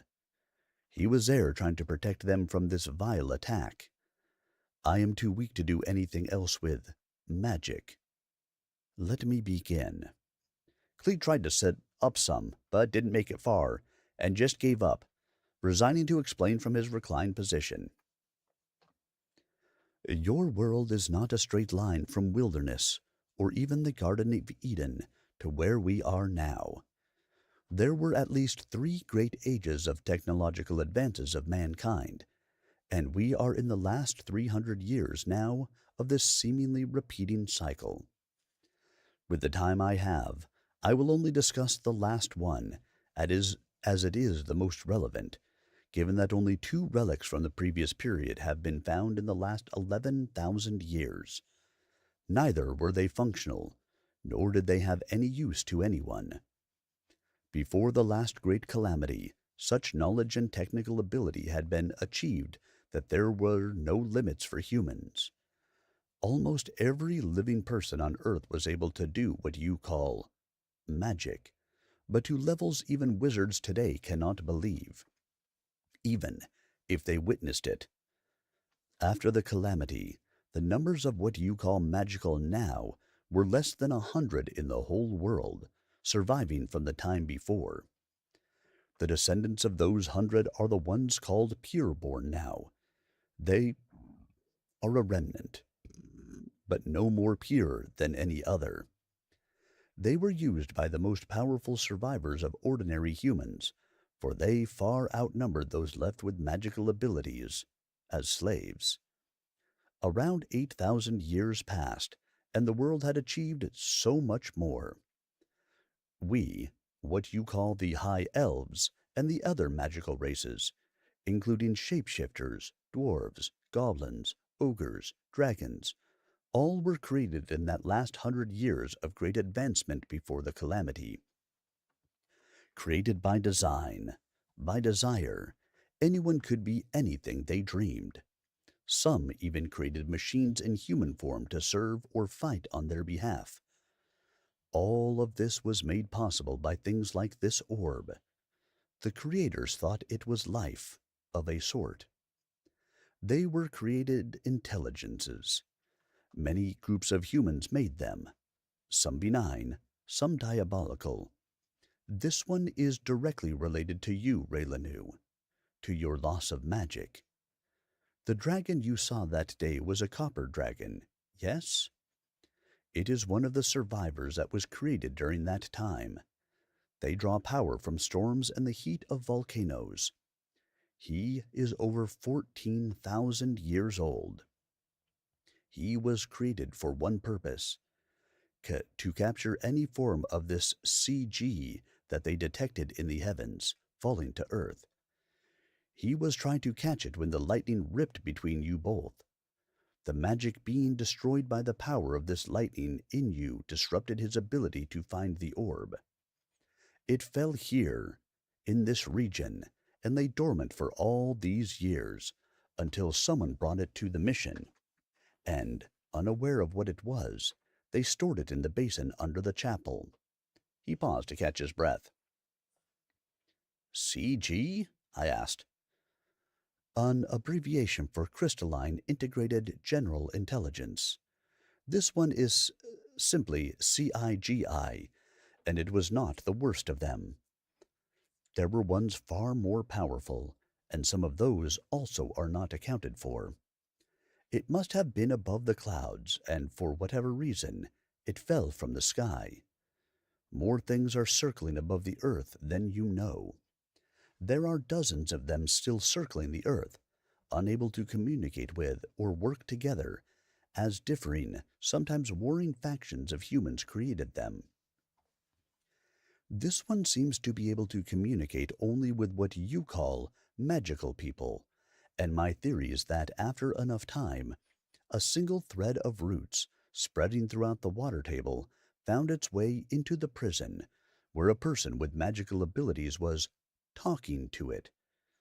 I suspect that both Father Callias and the prisoner were asking and receiving information without knowledge of the other. This orb was just facilitating the connection.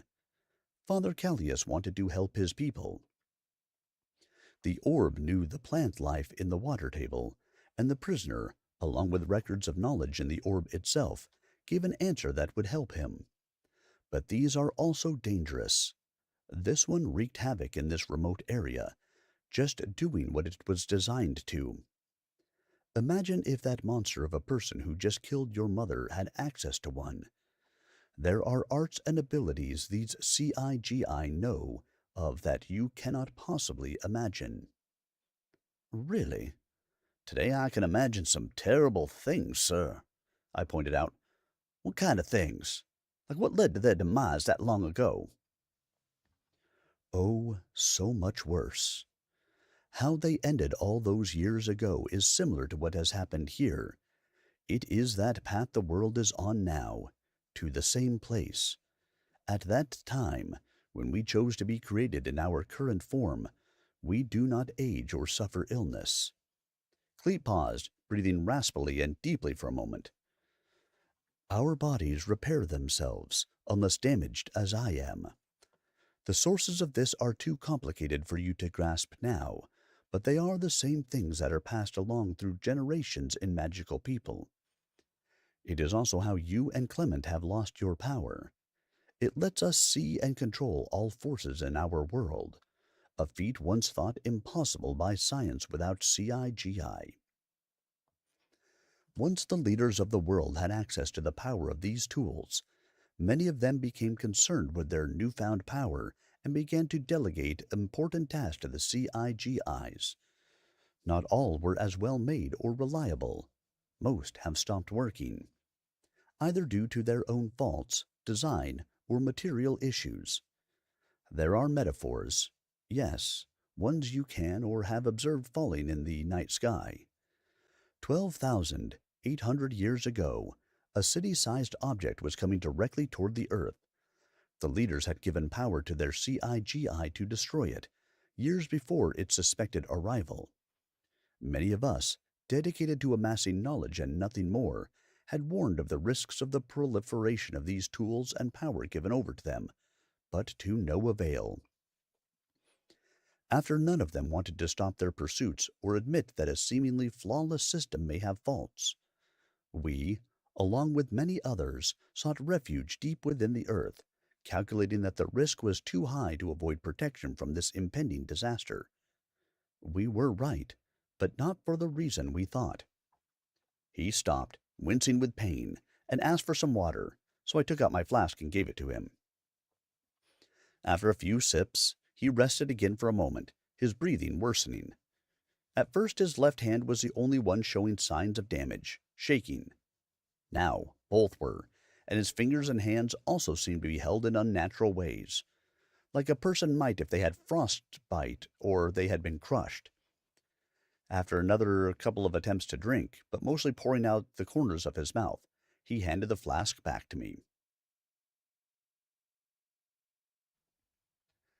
The separation and incompatibility of the CIGI systems were for everyone's protection, but were also the reason for the disaster. Then the group that had spotted and announced it would deal with the asteroid simply went back to whatever it was they were doing. The CIGI shot huge rockets at the asteroid on time, as planned. I think there were 3. One failed halfway up in the sky, but as soon as the 3 launched, all the other CIGIs who were put in control of defenses in other nations detected the launches, assumed they were being attacked, and launched similar weapons to defend themselves. The power of those missiles is more than any human alive today can imagine. I cannot describe it in a way you can comprehend. I'm sorry. Once every place on Earth tracked one launch, they too launched their attacks. It was all automatic. All the CIGIs were doing exactly what they thought they should be doing. Even before the first 2 missiles that had made it near the asteroid had detonated, most of the Earth's surface was destroyed, or soon would be by fire. Only one made it to the target, and that broke it into 1,000 pieces, which fell to the earth, causing even more destruction. Only those of us underground, or near what used to be the poles, survived. It was not easy, and for nearly 100 years, many of us died trying to survive. Those who did not die later went out into the world to find it practically the lowest form of human existence. Very little language had survived. Nothing was familiar in the landscape, the people, or anything else. It was during this time that we became known as Fae, or elves. We were the only fully changed beings that still existed. The other magical races survive, of course, but many of their traits were specific to single purposes, some even created against their will to serve others. Because our power was permanent, and we alone understood the tools and techniques required to allow full mastery of the known universe, we stayed separate. There was no help we could offer to humanity that would genuinely benefit them. It could only accelerate their inevitable path to the same place we are now heading. Our mission, out in the world beyond our enclaves, is to consolidate the old relics, preserve their power from the rest of the world, and store as much knowledge as possible from the beginning of our time as possible. This is why there can be no more elves, why there are so few magical people. We cannot procreate, by design, and along with us, Magical people are the only ones with the tools for manipulation of the unseen world built into themselves. Again he paused, his words becoming softer and further apart. The man-made soldiers I spoke of earlier. There are possibly thousands, either buried after the great destruction of the missile's fire, or the asteroid impact that followed. Some circle the Earth, entombed in metal shells above the skies.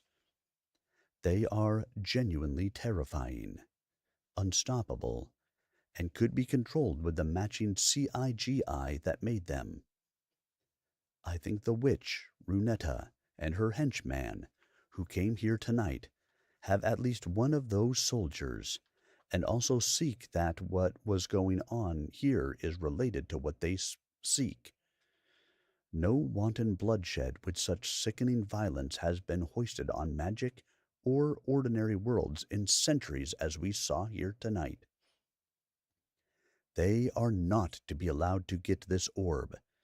You must get the professor here to take it and protect it at all costs. My kind will find him and secure it. You understand now. Please, say you do. He trailed off. Cleet, I'm here. I understand, and I swear it, I will. On my whole family, I swear, I said without pause. Can we not just destroy it? I panicked as if it were a good idea. No, none of us can. Take it to the professor is all I can. His eyes shut, his hands dropped, and the tension from pain in his body relaxed. This man, this high elf, was dead.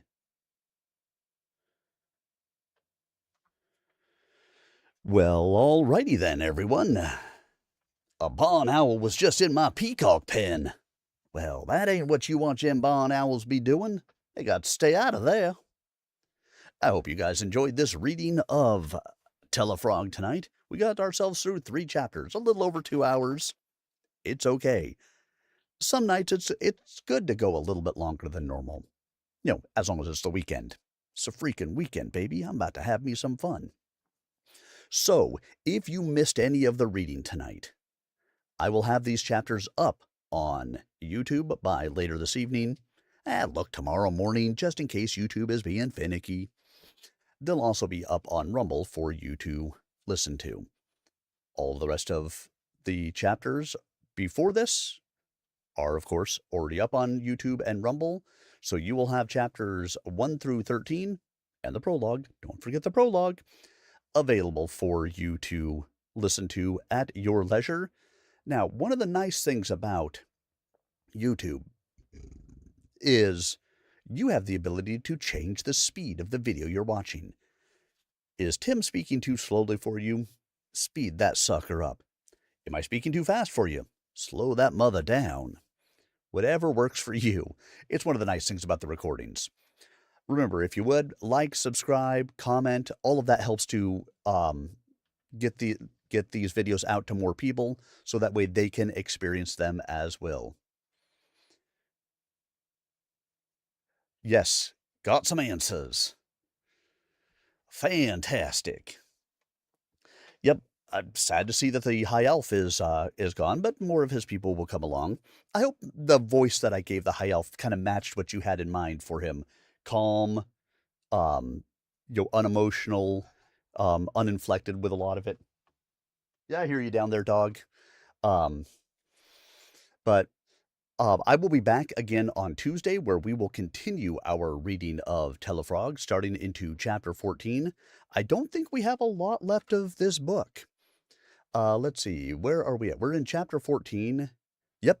Next reading will likely be the last reading of Tellafrog, because we'll read chapter 14 and 15. That's part of the reason I wanted to do a 3rd chapter tonight, because then I knew it would even kind of back out for me. Make sure you stop out to tellafrog.com to support the author. You can also pick up this book on Amazon. If you're a Kindle Unlimited subscriber, download the book, page through it. You'll read it again, page through it with me as I'm reading. and make sure that you're supporting the author that way. Um, because a lot of time and effort go into making these books.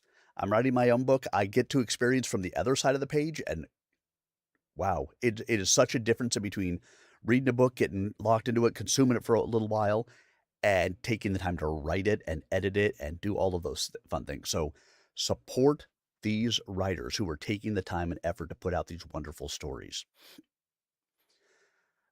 Hope you guys have a fantastic rest of your weekend ahead. Um, Thank you so much for being here with me. If you are enjoying the story, make sure that you share it with your friends. Anybody that you know that might like an audiobook, hey, share it. Nice thing about this, I have this nice playlist for Tellafrog all up on YouTube. You can just share the playlist. They can go in and listen at their leisure just like you can. So make sure that you are spreading the word as well. If you would, please and thank you. You guys have yourselves a wonderful weekend ahead, and I will see you guys all again really soon. If nothing else, I'll see you on Tuesday when you come back for the conclusion of Tellafrog, Book 1. Book 2 available on Amazon. Have a great night, everybody.